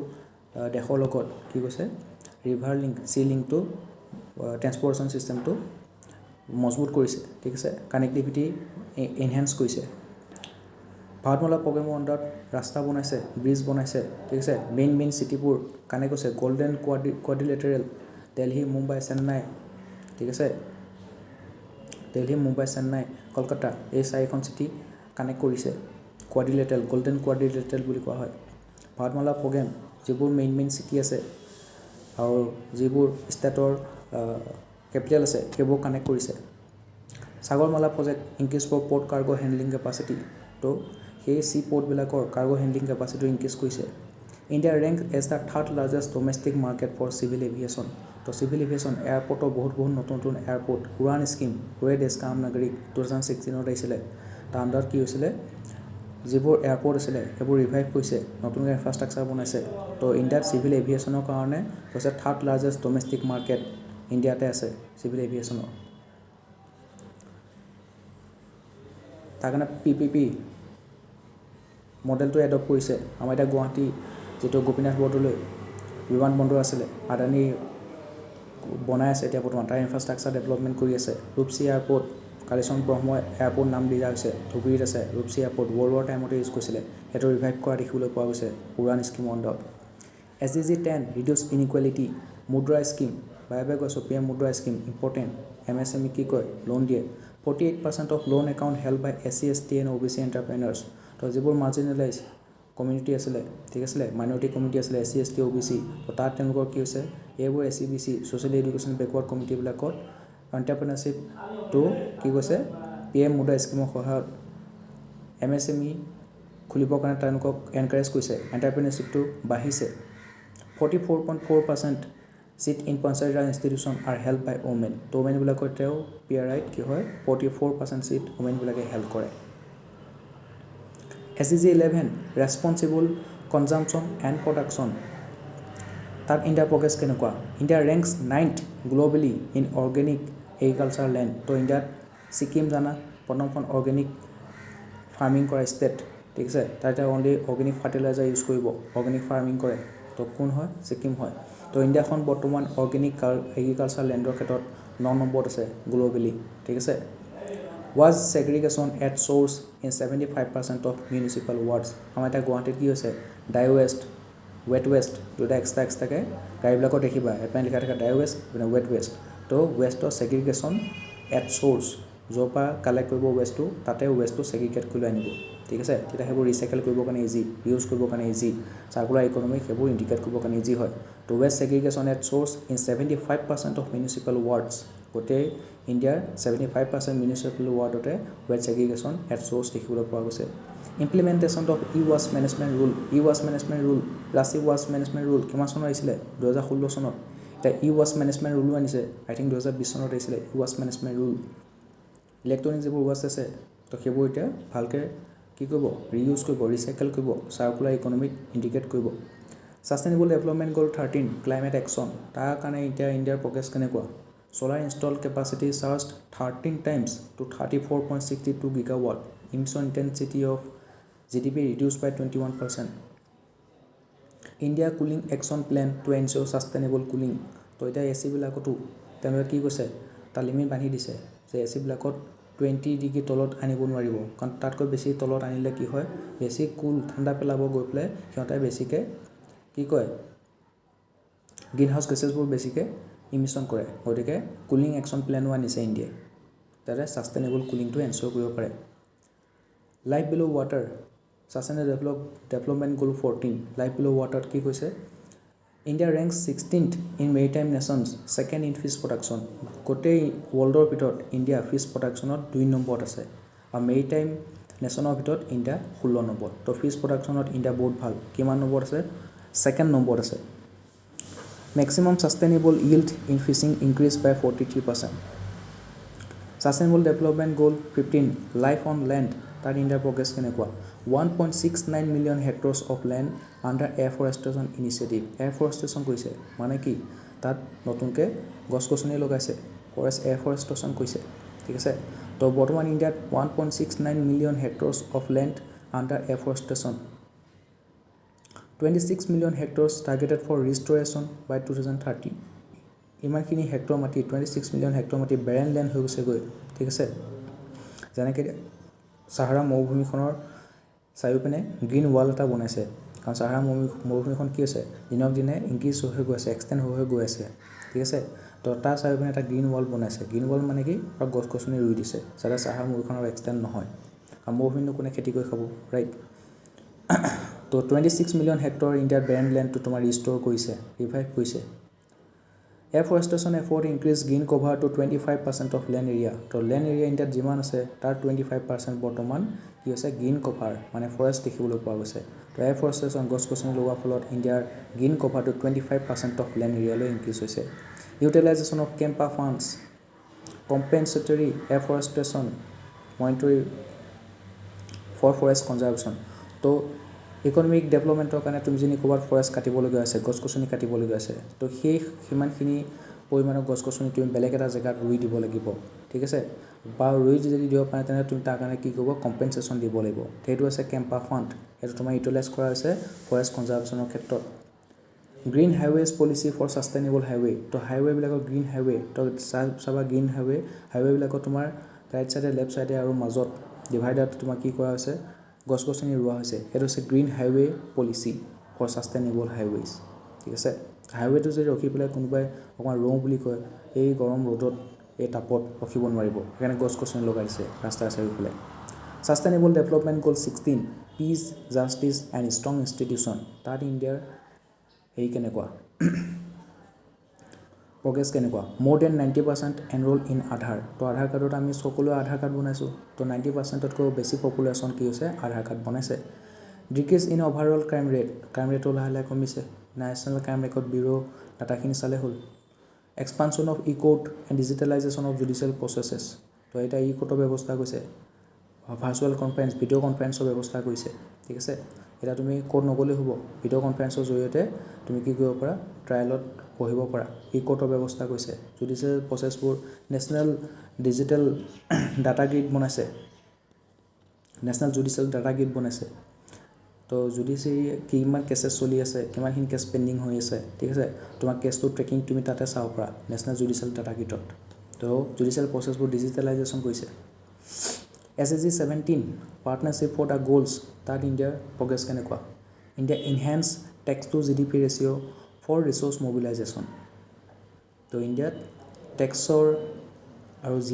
ইণ্ডিয়াৰ GDP যিমান আছে তাৰ সাপেক্ষে ইণ্ডিয়াৰ টেক্সটো কিমান সেইটো তোমাৰ কি হৈছে বাঢ়ি গৈছে মানে আগতকৈ মানুহে বেছিকৈ ইনকাম টেক্স দিবলৈ কৰ্পৰেট টেক্স দিবলৈ আৰম্ভ কৰিছে ঠিক আছে কৰ্পৰেট টেক্সটো ওৱান অফ দি মষ্ট মানে ৰিচোৰ্চ হয় ইণ্ডিয়াৰ কাৰণে ইনকাম টেক্সটো হয় ইনকাম টেক্স কৰ্পৰেট টেক্স ঠিক আছে GST সেইবোৰৰ পৰা বহুতখিনি ইনকাম আহে ইণ্ডিয়াৰ তো ইণ্ডিয়াত GDPৰ সাপেক্ষে টেক্স লাহে লাহে ইনক্ৰিজ হৈ গৈ আছে তো টেক্স টু GDP ৰেচিঅ' কি হৈছে ইণ্ডিয়াত বাঢ়ি গৈ আছে তো বেছিকৈ মানুহে টেক্স দিবলৈ লৈছে এইটো বহুত ভাল কথা provided over 306 lines of credit to 65 countries India's leadership in G20 and collaboration with global partners to promote digital public infrastructure তো ইণ্ডিয়াত বৰ্তমান digital DPI digital public infrastructure বনাইছে UPI দেখিবলৈ পাইছা UPI ডিজিটেল পে'মেণ্টৰ ব্যৱস্থা কৰি দিছে আমাক ঠিক আছে এতিয়া আমি কেছৰ ওপৰত ডিপেণ্ডেণ্ট নহয়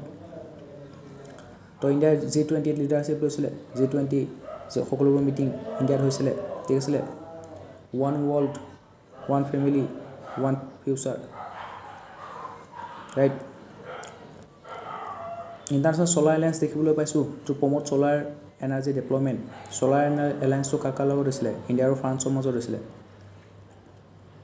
ইণ্ডিয়া ফ্ৰান্স UK এইবোৰে লগ লাগিছিলে ইণ্টাৰনেশ্যনেল ছ'লাৰ এলায়েন্স বনাইছিলে ছ'লাৰ এনাৰ্জিটো ডেভেলপমেণ্ট কৰিব one sun one world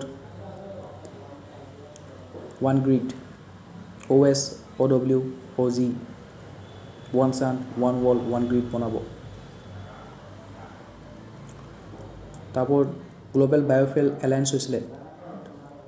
solar এলায়েন্সটো 2015 চনত হৈছিলে ইণ্ডিয়া ফ্ৰান্স UK এইবোৰ আছিলে আৰু গ্লোবেল বায়'ফুৱেল এলায়েন্সটো 2018 চনত হৈছিলে এইটো তোমাৰ ইণ্ডিয়া USA ব্ৰাজিল আছিলে তো বায়'ফুৱেল বনাব ইথানল ব্লেণ্ডিং দেখিবলৈ পোৱা গৈছে তো সেইবোৰ ইথানল ব্লেণ্ডেড পেট্ৰলবোৰ তুমি ইউজ কৰিলেও তাৰপৰা কাৰ্বন এমিশ্যনটো বহুত কমি যাবগৈ ঠিক আছে আৰু ইঞ্জিনটো বেছি লম্বা চলিব তো সেইবোৰ ইথানল ব্লেণ্ডিং সেইবোৰ কি হয় গ্লোবেল বায়'ফুৱেল এলায়েন্সৰ কনচিকুৱেঞ্চ হিচাপে আহিছে দেই উপায় নাই লাইটটোকে লগাই লৈছোঁ আৰু নহ'লে আন্ধা মুন্ধা দেখা পোৱা নাই চাগে তো ইণ্ডিয়াত এতিয়া কি হৈছে নতুনকৈ AC ৰুল এটা আনিছে ঠিক আছে India's new air conditioner AC regulation set a temperature range of 20 to 28 degrees centigrade for all residential, commercial and automotive AC to promote energy conservation and reduce electricity consumption. তো ইণ্ডিয়াত তুমি AC যদি use কৰা তেনে সেই ACটো 20 পৰা 28 degree চেণ্টিগ্ৰেডৰ ভিতৰতে তুমি ৰাখিব লাগিব ঠিক আছে আৰু সেইটো ৰেচিডেঞ্চিয়েল কমাৰ্চিয়েল অটোমোটিভ যিমানখিনি আছে সকলোবোৰ AC ক্ষেত্ৰত প্ৰযোজ্য হ'ব আৰু সেইটো কিহৰ কাৰণে আছে যাতে এনাৰ্জিটো কনজাৰ্ভ কৰিব পাৰে this rule prevents users from setting their ACs below 20 degree centigrade or above 20 degree centigrade as lower temperatures significantly increase power usage to 20 degree centigrade তুমি যেতিয়া ৰাখা ক'ৰবাত 18 ডিগ্ৰী ক'ৰবাত 16 ডিগ্ৰীলৈ গুচি যায় ঠিক আছে মানুহে মানে কমাই 18 ডিগ্ৰী 16 ডিগ্ৰী তাত ৰাখি পেলাই থৈ দিয়ে তো ইমান যেতিয়া লোৱাৰ টেম্পাৰেচাৰ থাকে তো সিহঁতে বহুত বেছিকৈ ইলেক্ট্ৰিচিটি কনজিউম কৰে ঠিক আছে আৰু সেইকাৰণে সামাৰ মান্থত পিক সামাৰ মান্থত কি হয় এনাৰ্জি ডিমাণ্ডটো হায়াৰ হোৱা দেখিবলৈ পোৱা যায় সেইকাৰণে সেই পিক সামাৰ মান্থত যাতে এনাৰ্জি ডিমাণ্ডটো বেলেঞ্চ কৰিব পাৰি তাৰ কাৰণে এচিবিলাকৰ এচি ৰেগুলেশ্যন কৰিছে আৰু তাত এটা ৰেঞ্জ দি দিছে যে মিনিমাম 20 ডিগ্ৰী আৰু মেক্সিমাম 20 ডিগ্ৰী চেণ্টিগ্ৰেডৰ ভিতৰতে তুমি এচি টেম্পাৰেচাৰটো ৰাখিব লাগিব সেইটো হৈছে আমাৰ ইণ্ডিয়াৰ নতুনকৈ এয়াৰ কণ্ডিশ্যনাৰ ৰেগুলেশ্যন ঠিক আছে দিছ initiative announced by the Union government in June 2025 aims to lower carbon emissions and enhance climate resilience by encouraging more sustainable cooling practices. তাৰপিছত আমি এতিয়া যে পঢ়িলোঁ যে নেশ্যনেল কুলিং একশ্যন প্লেন, তো সেইটো ইয়াৰ লগতে জড়িত। তাৰ এতিয়া কি কৰিব, এতিয়া এ চিবিলাক যেতিয়া লগোৱা তাত তোমাৰ প্ৰথমতে এ চিবিলাকত কি হৈছিলে জানানে, ক্ল'ৰ'ফ্ল'ৰ কাৰ্বনটো কি হৈছিলে, তাত ইমিশ্যন হৈছিলে। তো ক্ল'ৰ'ফ্ল'ৰ কাৰ্বনটো ইমিশ্যন হোৱাৰ কাৰণে কি হৈ গ'ল, এণ্টাৰ্কটিকাত কি হৈ গ'ল, ওপৰত অজনত বহুত ডাঙৰ ফুটা এটা দেখিবলৈ পালে। আৰু যেতিয়া সেই এণ্টাৰ্কটিকাৰ ফুটাটো হ'ল, তো অজন লেয়াৰটোত ফুটা হোৱাৰ কাৰণে কি হৈ গ'ল, আমাৰ সূৰ্যৰ পোহৰৰ যিটো ইউ ভি ৰেইজ আছে সেইটো আমাৰ আৰ্থত এণ্টাৰ কৰিবলৈ ধৰিলে। আৰু সেই ইউ ভি ৰেইজটোৱে কি কৰে, ছালত যদি পৰে ইউ ভি ৰেইজটো, সেইটো স্কিন কেঞ্চাৰ হ'ল। তো মানুহৰ যে কেঞ্চাৰ হোৱা দেখিবলৈ পোৱা গ'ল। আৰু যেতিয়া দেখিলে যে এণ্টাৰ্কটিকত যিটো অজন লেয়াৰ আছে, অজন লেয়াৰটো আমাক কি কৰে, সূৰ্যৰ পোহৰৰ ইউ ভি ৰে'ৰ পৰা আমাক প্ৰটেক্ট কৰে। আৰু এণ্টাৰ্কটিকাত সেই অজন লেয়াৰটো বহুত ডাঙৰ এটা ফুটা হৈছে। তাৰপিছত গম পালে যে সেই লেয়াৰটো কিহৰ কাৰণে ফুটিলে, যে তাত ক্ল'ৰ'ফ্ল'ৰ কাৰ্বনৰ কাৰণে সেই লেয়াৰটোত হোল হোৱা দেখিবলৈ পোৱা গৈছে। তো ক্ল'ৰ'ফ্ল'ৰ কাৰ্বনটো ক'ৰ পৰা ৰিলিজ হয়, এ চিবিলাকৰ পৰা, ঠিক আছে। তো সেইটো কাপ কৰিব কাৰণে তেওঁলোকে চেষ্টা কৰিলে। তো তেওঁলোকে কি কৰিলে, 1985ত ভিয়েনা কনভেনশ্যন হ'ল। ভিয়েনা কনভেনশ্যনত তেওঁলোকে গম পালে যে অজন হোলটো এণ্টাৰ্কটিকাত কি হৈছে, ফুটা ওলাইছে, ঠিক আছে। তাৰপিছত তেওঁলোকে ৰিচাৰ্চ কৰিলে কিহৰ কাৰণেনো হ'ল, তাৰপিছত গম পালে যে সেই অজন হোলটো যে ফুটা ওলাইছে তাৰ আঁৰত কি আছে, ক্ল'ৰ'ফ্ল'ৰ কাৰ্বন আছে। সেইকাৰণে 1987ত তেওঁলোকে মন্ট্ৰিয়েল প্ৰট'কল আনিলে, ঠিক আছে। সেইটো এটা ইণ্টাৰনেশ্যনেল ট্ৰিটি হয়, that aims to protect the ozone layer by phasing out the production and consumption of ozone depleting substances such as ক্ল'ৰ'ফ্ল'ৰ carbon.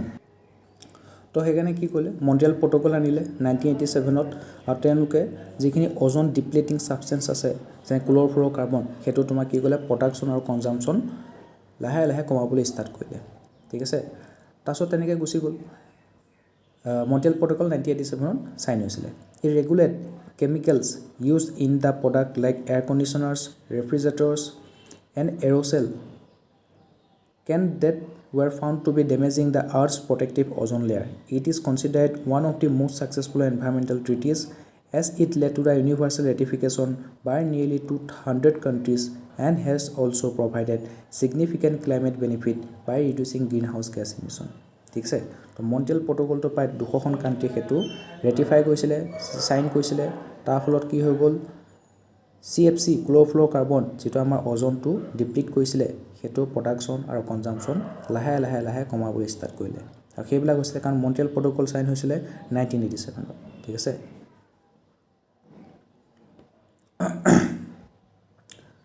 সেই মন্ট্ৰিয়েল প্ৰট'কলৰ পিছত কি হ'ল এতিয়া, তাৰপিছত গম পালে যে CFC লগতে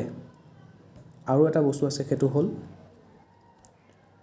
CFC আছিলে, ক্ল'ৰ'ফ্ল'ৰ কাৰ্বন আছিলে, আৰু তাৰ লগতে আছিলে তোমাৰ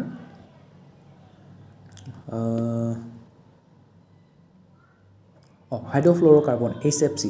CFC ক্ল'ৰ'ফ্ল'ৰ কাৰ্বন আৰু হাইড্ৰ'ফ্ল'ৰ কাৰ্বন HFC।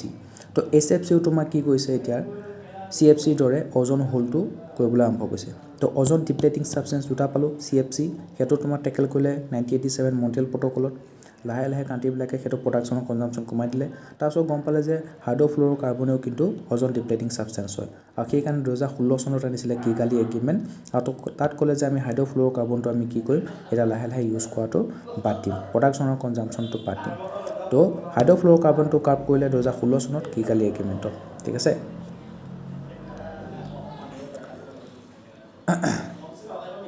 তো নেশ্যনেল কুলিং একশ্যন প্লেন অনা হৈছিলে, আমাৰ ইণ্ডিয়াই আনিছিলে হা, আৰু বাকীবোৰ কাণ্ট্ৰি আনিছিলে। তো কিনো হয়, the national cooling action plan NCAP is a country-specific strategy to meet growing cooling demands sustainably, addressing environmental and energy concern. এতিয়া মানে সেই কুলিং ডিমাণ্ডটো যেন নট অনলি আমি ৰেফ্ৰিজাৰেটৰ ঘৰত ঠাণ্ডা পানী খাবৰ কাৰণে বা বস্তুবোৰ কনজাৰ্ভ কৰিবৰ কাৰণে ঠাণ্ডাত থৈ দিয়ে না, ফ্ৰিজত থৈ দিয়ে। ফ্ৰিজত বস্তুবোৰ কিহৰ কাৰণে থৈ দিয়ে, ফ্ৰিজত বস্তুবোৰ থ'লে কি হয় মানে তাত এইবোৰ বেছি দিনলৈ ভাল হৈ থাকে, ঠিক আছে। আৰু ঠিক এতিয়া বস্তুবোৰ যেতিয়া খোৱা বস্তুবোৰ যেতিয়া এটা জেগাৰ পৰা আনটো জেগালৈ ট্ৰেন্সপৰ্টেশ্যন কৰিলে যায়, তো তাত কি কৰে তেওঁলোকে, সেই ঠাণ্ডা বস্তু এটা মাছবিলাক যে আনে যে সাগৰীয় মাছবিলাক ডাঙৰ ডাঙৰ বৰফত লৈ আনে, তো তাতোতো ঠাণ্ডা লাগিব, তেনেকুৱা ধৰণৰ কথা। তো সেইকাৰণে কুলিং ডিমাণ্ডটো বাকীবোৰ ছেক্টৰটো লাহে লাহে বাঢ়িবৰ কাৰণে আৰম্ভ কৰিছে, ঠিক আছে। তো সেই বাকীবোৰ ছেক্টৰত এতিয়া কুলিং ডিমাণ্ডটো বঢ়াৰ কাৰণে কি হৈছে, ইলেক্ট্ৰিচিটি কনজাম্পশ্যনো বাঢ়িবলৈ আৰম্ভ কৰিছে। আৰু সেই কুলিং ডিমাণ্ডটো আমি বেলেঞ্চ কৰিবৰ কাৰণে আমাৰ ইণ্ডিয়াত আছে নেশ্যনেল কুলিং একশ্যন পেনেল আৰু ইণ্ডিয়াৰ যিটো কুলিং একশ্যন প্লেন আছে NCAP national cooling action plan সেইটো 2019 লঞ্চ কৰা হৈছিলে ঠিক আছে it is the first comprehensive NCAP globally and aims to reduce cooling demand refrigerant use and energy consumption by 20 to 40% by 2037 or 38 তো বহুত দীঘলীয়া process লৈছে এইটো আমাৰ যিটো ইণ্ডিয়াৰ যিটো NCAP আছে নেশ্যনেল কুলিং একশ্যন প্লেন আছে সেইটোত কোনে আনিছে জানানে MOFCC মই কৈছিলোঁ MOFCC very very important organisation ministry of environment forest climate change সি ক্লাইমেট চেঞ্জটোৰ লগত টেকেল কৰিবৰ কাৰণে NCAP নেশ্যনেল কুলিং একশ্যন প্লেনটো আনিছে 2019 চনত আনিছিলে তাৰ টাৰ্গেটটো হ'ল কুলিং ডিমাণ্ডটো আমি ৰিডিউচ কৰিব লাগে ৰেফ্ৰিজাৰেণ্ট ইউজ আৰু এনাৰ্জি কনজাম্পশ্যনটো আমি ৰিডিউচ কৰিব লাগে by 20 to 40% by 2037 to 38 through integrated action across buildings তো বিল্ডিংবিলাকত AC লগাই পেলাই থৈ দিয়ে তো এতিয়া আজিকালি এনেকুৱা ধৰণৰ ইটা ওলাইছে যিবোৰ ইটা এনেকুৱা ধৰণৰ ব্ৰিক ওলাইছে যিবিলাকে কি কৰে AC নলগোৱাকৈ বিল্ডিংটো কুল কৰি ৰাখে কুল কাম কৰি ৰাখে এটা জানা হোৱাইট কালাৰে কি কয় সূৰ্যৰ পোহৰটো ৰিফ্লেক্ট কৰি ঘূৰাই পঠিয়ায় তো বিল্ডিংবিলাকক হোৱাইট কালাৰ লগাব দিয়ে যাতে সূৰ্যৰ পোহৰটো মেক্সিমাম ৰিফ্লেক্ট হৈ গুচি যায় বেছিকৈ এবজৰ্ব নকৰে বিল্ডিংটো ঠাণ্ডা হৈ থাকে ঠিক আছে তো সেই তেনেকুৱা ধৰণৰ কিছুমান বিল্ডিং কোডো কিছুমান আনিছে তো সেই বিল্ডিং কোডবোৰ আজিকালি বিল্ডিং বনালে সেই বিল্ডিং কোডবিলাক মানি চলিব লাগিব ঠিক আছে তাত AC কমকৈ লগাব লাগে ঠিক আছে আৰু লগতে এনাৰ্জি কনজাম্পশ্যনটো কমি যায় তো energy efficient building bureau' of energy efficiency BEE bureau' of energy এফিচিয়েঞ্চিয়ে কিছুমান এফিচিয়েণ্ট ইউজ হোৱা এনাৰ্জি ইউজ হোৱা বিল্ডিং বনাবৰ কাৰণে বিল্ডিং কোড কিছুমান আনিছে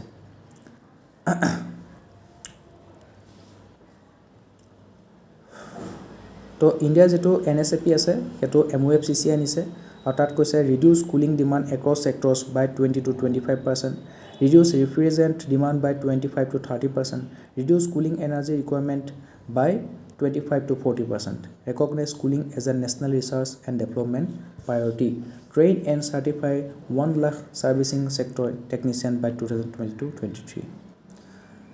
তো ইণ্ডিয়াৰ এইটো প্লেনটো কিহৰ কাৰণে আনিছে it is integrated across various sector including space cooling in building cold chain transport refrigeration India's NCAP provide a 20-year vision to address cooling needs in sustainable way aiming to maximize economic and social benefit তো আমাৰ ইণ্ডিয়াই cooling নিডটো meat কৰিব কিন্তু এটা সাষ্টেইনেবল ৱেতে meat কৰিব তাৰ কাৰণে 20-year vision লৈ পেলাই আনিছে এইটো 2019 আনিছিলে 2038 টাৰ্গেট দিছে আমি কি কৰিব কুলিং ডিমাণ্ডটো কি কৰিব লাগিব 20 to 40% ৰিডিউচ কৰিব লাগিব This plan is designed to help India meet its commitment under the Kigali Agreement to the Montreal Protocol, which aims to phase down hydrofluorocarbon and chlorofluorocarbon. ঠিক আছে সেইটো আৰু India's NCAP is the first of its kind but more countries are now developing their own NCAP like China, Cuba, Indonesia have also published or developing NCAPs. তো বাকিবোৰ কাণ্ট্ৰিও ইণ্ডিয়াৰ দৰে NCAP develop কৰিছে It will help them to manage the growing energy demand from cooling devices and address the resulting climate impact. The UNEP-led Cool Coalition support countries in developing their NCAP. So, United Nations Environment Program he দেশবিলাকক National Cooling Action Plan develop কৰাত help কৰিছে. তো NCAP develop কৰাত কোনে help কৰিছে? United Nations Environment Program help কৰিছে. ঠিক আছে?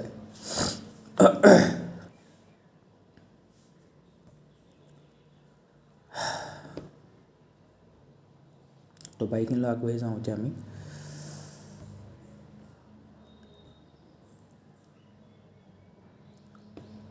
SDG India Index the SDG India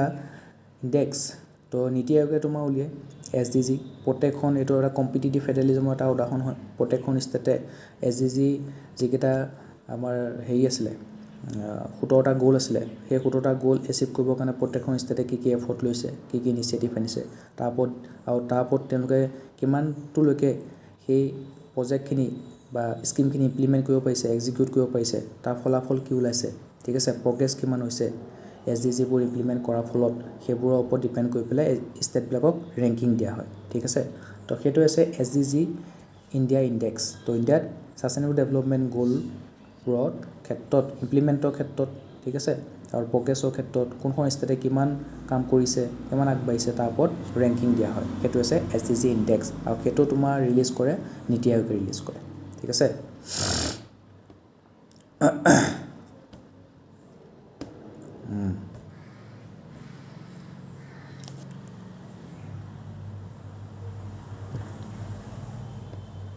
monitors, NITI Aayog monitor the advancement of all state and union territories based on crucial national indicators, evaluating their progress regarding the outcomes of interventions and program implemented by the Government of India. The Government of India বিভিন্ন intervention আছে programme আনিছে সেইবোৰ outcome কিমান হৈছে সেইবোৰ কিমান ভালকৈ implement কৰিছে তাৰ ওপৰত ranking দিয়া হয় The SDG India Index aims to offer a comprehensive perspective on the social, economic and environmental condition of the nation along with its union territories and state. India stands as the pioneering nation in creating a government-led sub-national gauges of SDG progress. It is formulated in partnership with the Ministry of Statistics and Program Implementation, the United Nations in India and Global Green Growth Institute. So India যে SDG sustainable development গ'লকেইটা implement কৰিছে সেইটো নীতি আয়োগে কাৰ লগত partnership কৰিছে MOSPI ministry of statistics and programme implementation united nation development programme আৰু global green growth institute এইকেইটাৰ লগত পাৰ্টনাৰশ্বিপ কৰিছে Through this index, the government tracks the advancement of SDGs in India across state and union territories. NITI Aayog SDG India Index 2023 and 24. The NITI Aayog SDG India Index 2023-24 tracks state-wise progress in 16 sustainable development goals using 113 national indicators. তো India যে SDG ইণ্ডেক্সটো যে release কৰে কেইটা ইণ্ডিকেটৰৰ ওপৰত release কৰে 113টা ইণ্ডিকেটৰৰ ওপৰত it promote cooperative and competitive federalism, aiding in integrating SDGs into state development strategy. তো ষ্টেটবিলাকৰ যিটো ডেভেলপমেণ্ট ষ্ট্ৰেটেজি আছে তাত SDG বিলাক ইণ্টিগ্ৰেট কৰি দিয়া হৈছে কি highlight India's score improve to 71 reflecting gains in poverty reduction economic growth and climate action top performers তো SDG ইণ্ডিয়া ইণ্ডেক্সৰ টপ পাৰফৰ্মাৰ কোন কেৰেলা উত্তৰাখণ্ড লোৱেষ্ট পাৰফৰ্মাৰ কোন Bihar Jharkhand 32 state and UTs are in the front runner category তো কিছুমান তেনেকুৱা category দিছে front runner achiever ঠিক আছে aspirant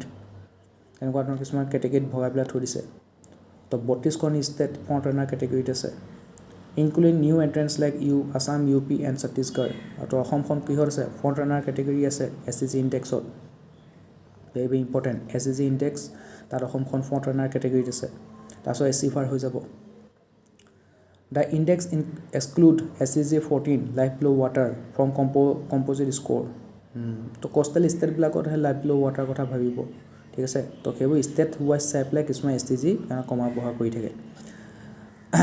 This index support evidence based policy making strengthen SDG localization and aligns with India's goal of Viksit Bharat at the rate 2047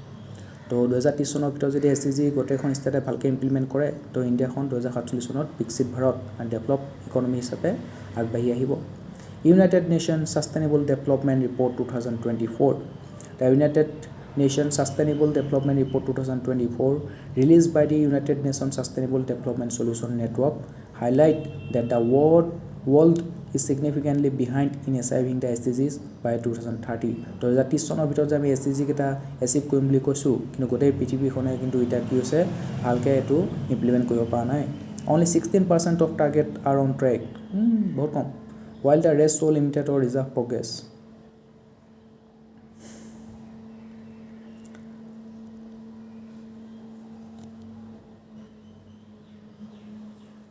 Food and land system are especially off track, while projection indicating 600 million people may still face hunger by 2030. 2030 চনৰ ভিতৰত এতিয়াও 600 million পিপুলে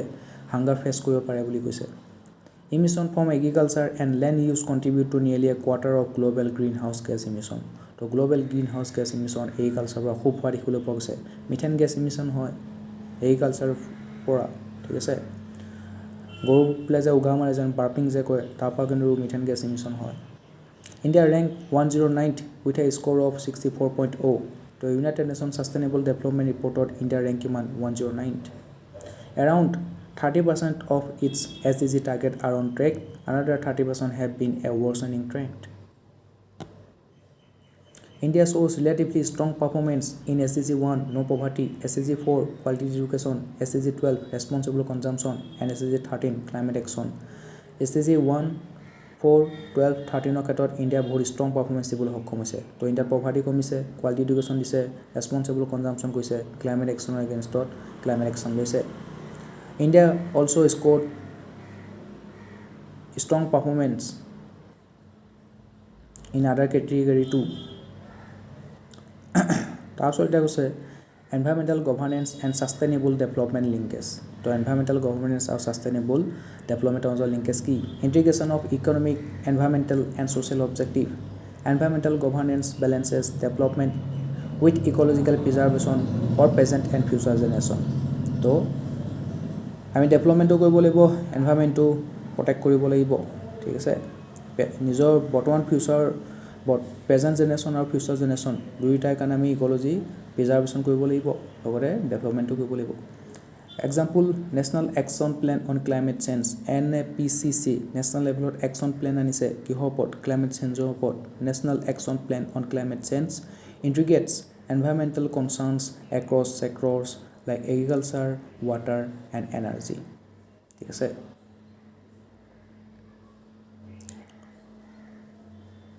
Decentralization and participatory governance empower local communities in resource management and decision making. Example, joint forest management.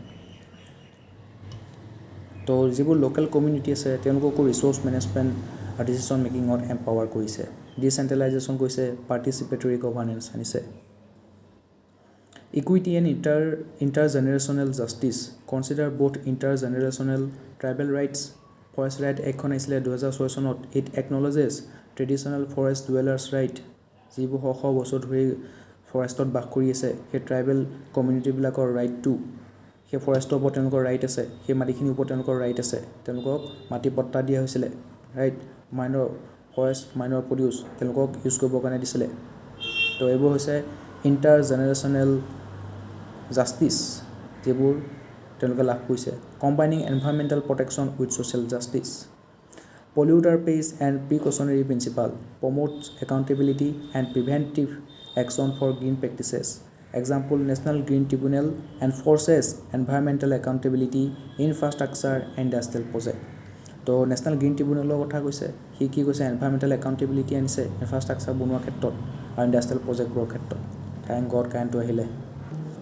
Role of governance in promoting sustainable and inclusive development. তো sustainable আৰু inclusive development promote কৰিব কাৰণে গভৰ্নেন্সৰ roll কি কি Sustainable infrastructure development invest in renewable and green infrastructure. India added 27 gigawatt of renewable energy capacity in 2024. Very good. Raising the total to 201.45 gigawatt. তো India যদি কয় renewable energy capacity ইণ্ডিয়াত কিমান আছে 201.45 বা 200 গিগাৱাট আমাৰ ইণ্ডিয়াৰ ৰিনিউবল এনাৰ্জি কেপাচিটি আছে 200 গিগাৱাট about 46% of total installed capacity the national green hydrogen mission তাণ্ডত কি কৈছে 5 million metric ton green hydrogen produce কৰিব by 2030 তো নেশ্যনেল লেভেলত গ্ৰীণ হাইড্ৰজেন মিছন আনিছিলে আমাৰ যোৰহাটত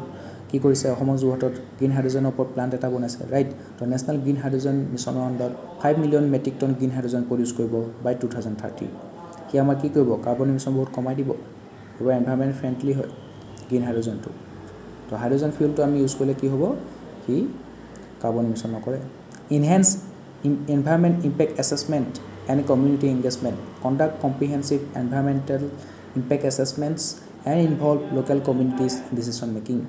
Responsible resource extraction,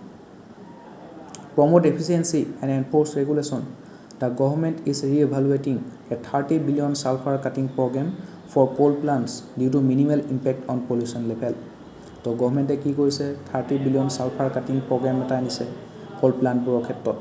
ঠিক আছে যাতে পলিউশ্যন লেভেলত মিনিমাল ইম্পেক্ট পৰে Considering more cost-effective technologies like electrostatic precipitators, invest in alternatives and ensure community benefit. The National Green Hydrogen Mission aims to position India as a global leader in green hydrogen production. with increased allocation for green ammonia production under the site program. Clean industrial growth, adopt green technologies and enforce pollution control. The National Clean Air Program NCAP অৰ্থনীতি পাইছিলোঁ national cooling হয় নহয় cooling action plan NCAP দুটা আছে কিন্তু দেই এটা NCAP হ'ল নেশ্যনেল কুলিং একশ্যন প্লেন ঠিক আছে আৰু এইটো হ'ল তোমাৰ নেশ্যনেল ক্লিন এয়াৰ প্ৰগ্ৰেম আমাৰ যে এয়াৰ পলিউশ্যন হৈছে সেই এয়াৰ পলিউশ্যনটো কাৰ্ব কৰিবৰ কাৰণে নেশ্যনেল ক্লিন এয়াৰ প্ৰগ্ৰেম আনিছে NCAP national clean air programme It target a 40% reduction in particulate matter PM 2.5 PM 10 হয়নে নহয় বহুত সৰু সৰু একদম ধূলিকণা সেইবোৰ মানে আগত সোমাই যায় গমেই নাপাওঁ শ্বাস প্ৰশ্বাসৰ ৰেছপিৰেটৰী প্ৰব্লেম হয় তো সেই PM মেটাৰবিলাক পাৰ্টিকুলেট মেটাৰবোৰ কনচেন্ট্ৰেশ্যনটো 2026ৰ ভিতৰত 40%লৈকে কমাই দিব তো NCAP national clean air programme target 40% reduction in particulate matter by 2026 with city specific action plan implemented across 131 city কাৰণ চিটিবিলাকৰ পাৰ্টিকুলাৰ মেটাৰ বেছি দেখিবলৈ পোৱা যায় কাৰণ নাপায় সেইকাৰণে চিটিবোৰ টাৰ্গেট কৰিছে engage communities and uphold corporate responsibility inform communities encourage responsible industry practices sustainable land use management conserve ecosystem and empower communities urban planning initiative emphasizes the creation of green spaces and conservation of ecosystem with cities like Delhi aiming to allocate 15 to 20% land used for green belt and recreational areas. তো চিটিবিলাকত এতিয়া বানপানী হোৱা দেখিবলৈ পোৱা যায় কৃত্ৰিম বানপানী বেছিকৈ বৰষুণ পৰিলে তো তাত যদি গ্ৰীণ স্পেচ অকণ ৰাখি পেলাই থৈ দিয়ে তো কি হ'ব সেই বৰষুণৰ পানীবোৰ গ্ৰাউণ্ড ৱাটাৰ লেভেললৈ গুচি যাব মাটিৰ তললৈ গুচি যাবগৈ তো ইয়াত আমাৰ চিটিবিলাকত কি আছে চব কংক্ৰিটাইজ হৈ গৈছে ৰাস্তা মানুহৰ ঘৰ চব কংক্ৰিটাইজ গ্ৰীণ স্পেচ নাই সেউজীয়া ঠাইত দেখিবলৈ নোপোৱা তো বৰষুণৰ পানীটো ক'ত যাব তো গ্ৰীণ স্পেচ অকণ ৰাখিলে মাটিৰ তললৈ গুচি যাব তো গ্ৰাউণ্ড ৱাটাৰ লেভেলটো ওপৰলৈ গুচি আহিলে তো ৱাটাৰ কি হৈ গ'ল এভেইলেবিলিটি হৈ গ'ল আৰু কৃত্ৰিম বানপানীটো কি কৰিলে কাৰ্ব কৰিব পাৰিলে তো সেইকাৰণে চহৰবিলাকৰ আজিকালি কি কৰিছে গ্ৰীণ স্পেচবোৰ বনাবৰ কাৰণে আৰম্ভ কৰি দিছে implement smart urban planning and minimize land acquisition development like Palava city near Mumbai showcase sustainable urban planning with features like walkability renewable energy integration and efficient resource management aiming for net zero emission effective governance is essential for driving sustainable development and achieving the sustainable development goals transparent accountable and participatory governance framework enable countries to address complex challenges foster inclusive growth and ensure citizen well-being by promoting partnerships among government civil society private sector and international organizations nations can leverage collective expertise to tackle issues like poverty inequality climate change and social justice ঠিক আছে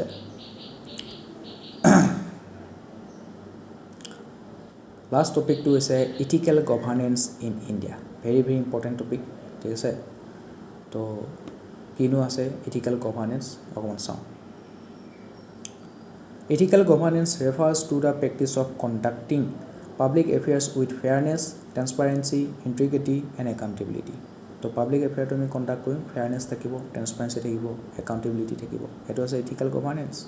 It emphasizes using power responsibly, prioritizing the public good, and upholding moral principles in decision making. It is crucial for building a strong, inclusive democracy, fostering economic development, and ensuring social justice. Philosophical basis of ethical governance কি আছে philosophical basis Kautilya অৰ্থশাস্ত্ৰ citizen centricity Kautilya stressed the king's duty to prioritize the welfare of his subjects stating in the happiness of subjects lies the happiness of the king তো ইণ্ডিয়াৰ welfare country citizenৰ happiness to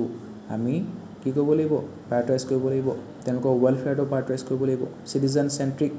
policy আনিব লাগিব Combating corruption, he advocated, Cotillo advocated the strict measures like contact sodhana to purge corruption and highlighting transparency and accountability. So, Cotillo অৰ্থশাস্ত্ৰত কৈছে যে corruption থাকিব নোৱাৰিব governance-ত Gandhiji vision of Ram Rajya, Gandhiji envisioned an ideal state based on moral principles like non-violence and truth. Believing governance must be rooted in morality.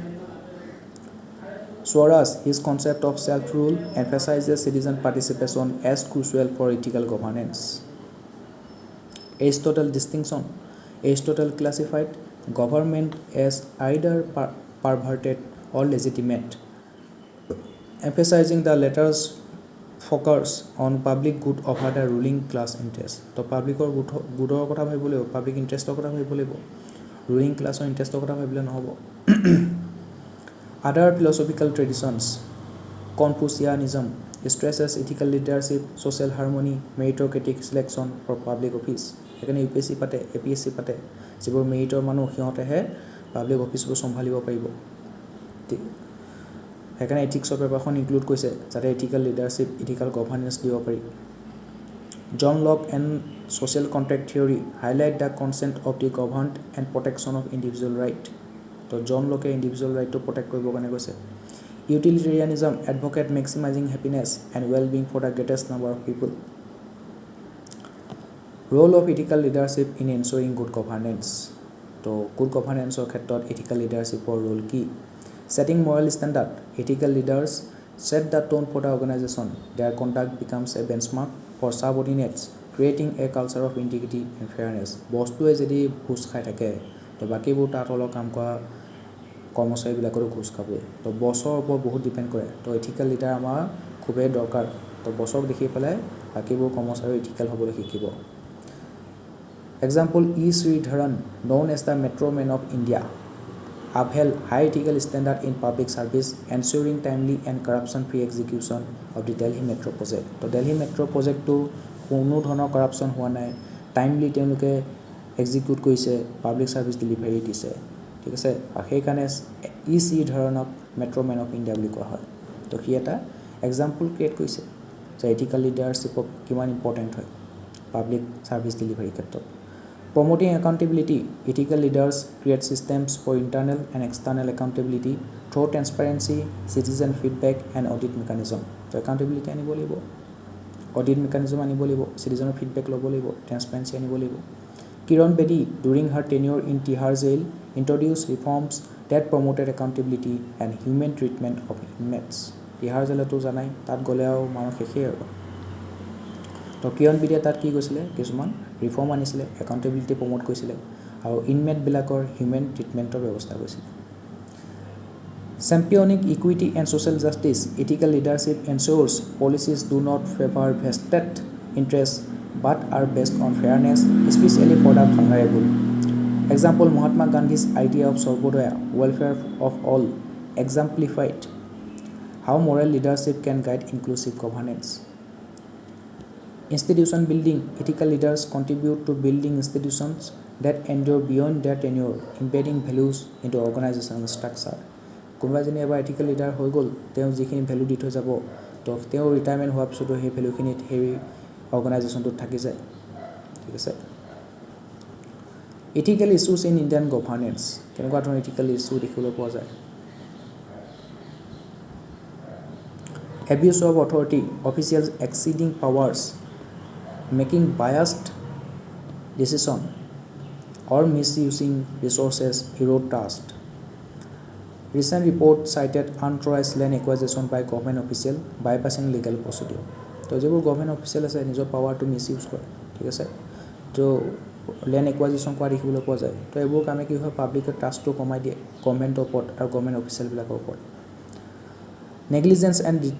dereliction of duty, failures by public servant led to inefficiency and harm. Recent incidents include healthcare workers neglecting duties, resulting in substandard care and avoidable death. তো healthcare যিবোৰ worker আছিলে, তো তেওঁলোকে নিজৰ ডিউটিটো neglect কৰিছিলে, তেনেকুৱা দেখিবলৈ পোৱা যায়, ঠিক আছে। ছাবষ্টেণ্ডাৰ্ড কেয়াৰ আৰু এভইডেবল ডেথ দেখিবলৈ পোৱা যায়। Bribery and corruption, rampant corruption divert resources from public needs. মই কৈছিলোঁ পাব্লিক ডিষ্ট্ৰিবিউশ্যন ছিষ্টেম, এফচিআই অফিচিয়েলবিলাকে কি কয়, ষ্ট'ৰেজৰ পৰা ফুড কেনবিলাক ব্লেক মাৰ্কেটত বেছি দিয়ে, অ'পেন মাৰ্কেটত বেছি দিয়ে, নিজৰ পকেটটো গৰম কৰে। তো এইবোৰ নিডি পিপুল আছে, সিহঁতে নাপায়। Notable cases involving high-profile officials accepting bribes for awarding contract, undermining fair competition and public welfare.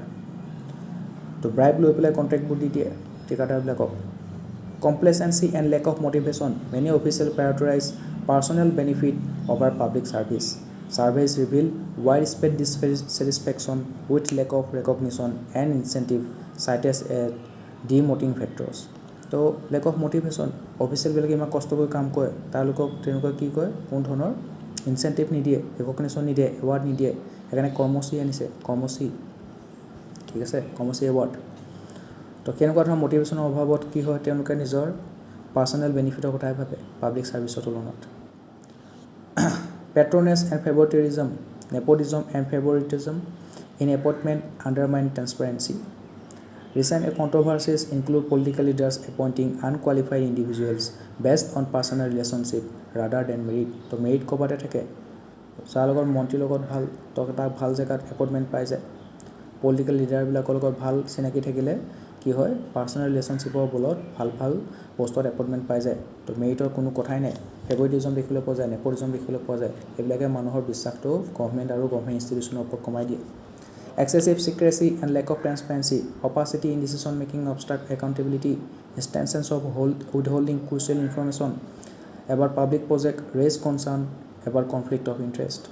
nepotism cronyism appointment of relative or friends bypass meritocracy তো যোন অফিচাৰ লেভেলত থাকে সি নিজৰ বন্ধু বা ৰিলেটিভক সিহঁতে এপইণ্টমেণ্ট দি দিয়ে তাতো মেৰিটৰ লৈ কুৱেশ্যন আহে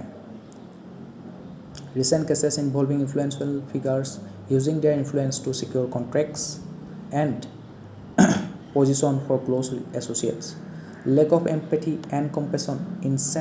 insensitivity to public needs result in unjust outcome recent report highlighted officials showing closeness toward vulnerable communities during crisis to step taken key step loa hobo to in India to promote ethical governance accountability to parliament administrators are answerable to political executive obviously permanent executive or temporary executive to political যিবোৰ executive আছে সেইবোৰ temporary executive 5 বছৰ কাৰণে আহিব যাব কিন্তু যিবোৰ officer আছে গভৰ্ণমেণ্ট অফিচাৰ আইএছ অফিচাৰ বিলাক ঠিক আছে সেইবোৰ আছে পাৰ্মানেন্ট এক্সিকিউটিভ তো সেই যিবোৰ পাৰ্মানেন্ট এক্সিকিউটিভ আছে সিহঁতে পলিটিক্যাল এক্সিকিউটিভ বিলাকৰ প্ৰতি এনসাৰেবল হ'ব লাগিব who are accountable to parliament আৰু সেই পলিটিক্যাল এক্সিকিউটিভ বিলাকক পাৰ্লিয়ামেন্টৰ এনসাৰেবল হয় ঠিক আছে in March 2024 the CAG report flagged irregularities in PM Poson scheme implementation in several states which was debated in parliament তো PM Poson scheme to ভালকে implement কৰা নাছিলে তাৰ পিছত পইচা খাইছিলে তো CAG ৰিপৰ্টত হেবোৰ ধৰা পৰিলে আৰু পাৰ্লিয়ামেন্টৰ হেবোৰ ডিবেট ডিসকাশন হৈছিলে এনেদৰে কি একাউন্টেবিলিটি আনিব লাগিব পাৰ্লিয়ামেন্টৰ হেবোৰ ডিবেট ডিসকাশন হ'ব লাগিব political executive temporary executive permanent executive government official সকলোকে এনসাৰেবল কৰিব লাগিব code of conduct for ministers a code of conduct applies to ministers at both union and state level with recommendation for a code of ethics suggested by parliamentary committee যেটো code of ethics দিছে code of conduct দিছে minister বিলাকে state আৰু union levelত এটো কি কৰিব লাগিব মানি চলিব লাগিব committees on ethics both Rajya Sabha and Lok Sabha have committees on ethics overseeing the moral conduct of member of parliament to MP বিলাকৰ moral conduct to চাবৰ কাৰণে লোক সভা আৰু ৰাজ্য সভা দুটাতে committee on ethics আছে The Lok Sabha Ethics Committee reviewed of alleged conduct violation by an MP in the late 2023 showcased the institutional role in upholding ethical standards among lawmakers. Disclosure of interest mandatory disclosure of interest in both houses of parliament ensures transparency with members required to declare any personal pecuniary interest. Code of conduct for civil servant adhere to a prescribed code of conduct to prevent private interest from influencing government decisions. Legal mechanisms to civil servant বিলাকৰ কাৰণে code of conduct হেব এবং মানি চলিব লাগিব ঠিক আছে legal mechanism to check corruption laws such as Prevention of Corruption Act 1988 very important PCA Act 1988 to national levelot corruption to cup কৰিব কাৰণে prevent কৰিব কাৰণে এখন আনিছিলে 1988 ত PCA Prevention of Corruption Act 1988 Benami Transaction Prohibition Act 1988 and Prevention of Money Laundering Act PMLA 2022 to combat corruption and money laundering Right to Information Act 2005 this act promotes participatory governance and democracy by granting citizens access to government information example in January 2024 an RTI query revealed delays in the disposal of PM Kisan funds in certain districts. Lokpal and Lok Ayuk Act 2013 Anna Hazare Lokpal বিলখন পাছ কৰিবৰ কাৰণে অনশন কৰিছিলে protest কৰিছিলে এটা movement আনিছিলে anti corruption এগেইনষ্টত গতিকে সেইটো তাৰ বলতে লোকপাল আৰু লোক আয়ুক্ত এক 2013 চনত পাছ হৈছিল In 2024 the Lokpal received over 500 complaints indicating rising public awareness and trust in anti-corruption institutions. Although delay in appointment to the Lokpal bench were criticized by civil society. Whistleblowers Protection Act 2014 তো যিবিলাকে গম পাইছে তেওঁলোকৰ ডিপাৰ্টমেণ্টত বা অফিচত corruption হৈ আছে তো সিহঁতে সেইটো কথা প্ৰকাশ কৰি দিয়ে তো সেইবোৰ হৈছে হুইচেল ব্লোৱাৰ্ছ ঠিক আছে ডাঙৰ ডাঙৰ স্কেমবোৰ সিহঁতে প্ৰকাশ কৰে পোহৰলৈ আনে জনসাধাৰণৰ সন্মুখত আনে ঠিক আছে তো সেইবোৰ হৈছে হুইচেল ব্লোৱাৰ তেওঁলোকক প্ৰটেকশ্যন দিব লাগিব তাৰ কাৰণে এখন আছিলে 2014 চনত A 2023 case in the PSU where an internal whistleblower highlighted procurement irregularities led to a CVC probe, Central Vigilance Commission probe. However, lack of protection raised question on the Act's weak implementation, vigilance and investigative framework. Central Vigilance Commission it oversees vigilance activities under the central government and conduct preliminary inquiries into corruption complaint. Central Bureau of Investigation (CBI) it investigates anti-corruption, economic crimes, and special crimes. NIA, National Investigative Agency, it investigates offenses compacting India's sovereignty, security, integrity, and foreign relations. UAPA কি হয় 1967 আহিছিলে তাৰ আণ্ডাৰতে তোমাৰ NIA বনোৱা হৈছিলে national investigative agency যাতে ইণ্ডিয়াৰ security সভাৰেণ্টি কি কৰিব পাৰে ইম্পেক্ট কৰা অফেন্সবোৰ ইনভেষ্টিগেট কৰিব পাৰে টেৰৰিজমৰ এগেইনষ্টত ইনভেষ্টিগেশ্যন চলাব পাৰে Right to Public Service Delivery legislation states have enacted Public Services Guarantee Act guaranteeing citizens timely public services and grievance redressal promoting accountability and efficiency example Madhya Pradesh Lok Seva Guarantee Act handled over 2 crore applications in 2023 and 24 with a 90% timely resolution rate showcasing good governance and public service accountability way forward কিছুমান দিছে অসমতো Assam Right to Public Service Act 2012 চনত আনিছিলে ঠিক আছে তাৰ আণ্ডাৰত আমাৰ Right to Public Service পোৰ্টেলটো বনাইছিলে তাৰ নামটো চেঞ্জ কৰি এটা সেৱা সেতু পোৰ্টেল কৰি দিলে ঠিক আছে তো সিঙ্গল উইন্ডো ক্লিয়াৰেন্স এটা এপতে তুমি বিভিন্ন ধৰণৰ পাব্লিক সার্ভিস পাবলৈ সক্ষম হ'বা way forward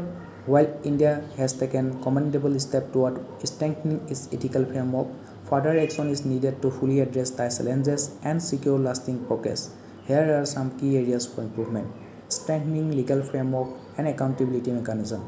clarity and comprehensiveness ensures laws are clearly defined and easily accessible accountability mechanism outline clear consequences for unethical conduct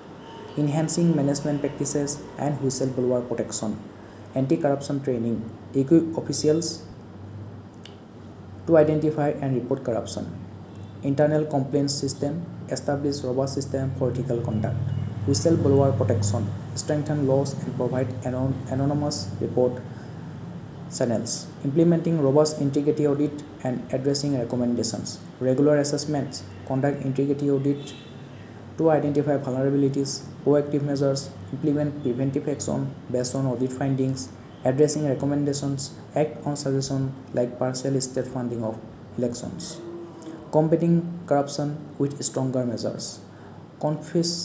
confiscation of property expand confiscation scope to deter corrupt practices speedy trials streamline judicial processes for swift action damages for corruption hold corrupt officials financially accountable these focus areas provide a roadmap for India's pursuit of ethical governance fostering transparency accountability and integrity in public service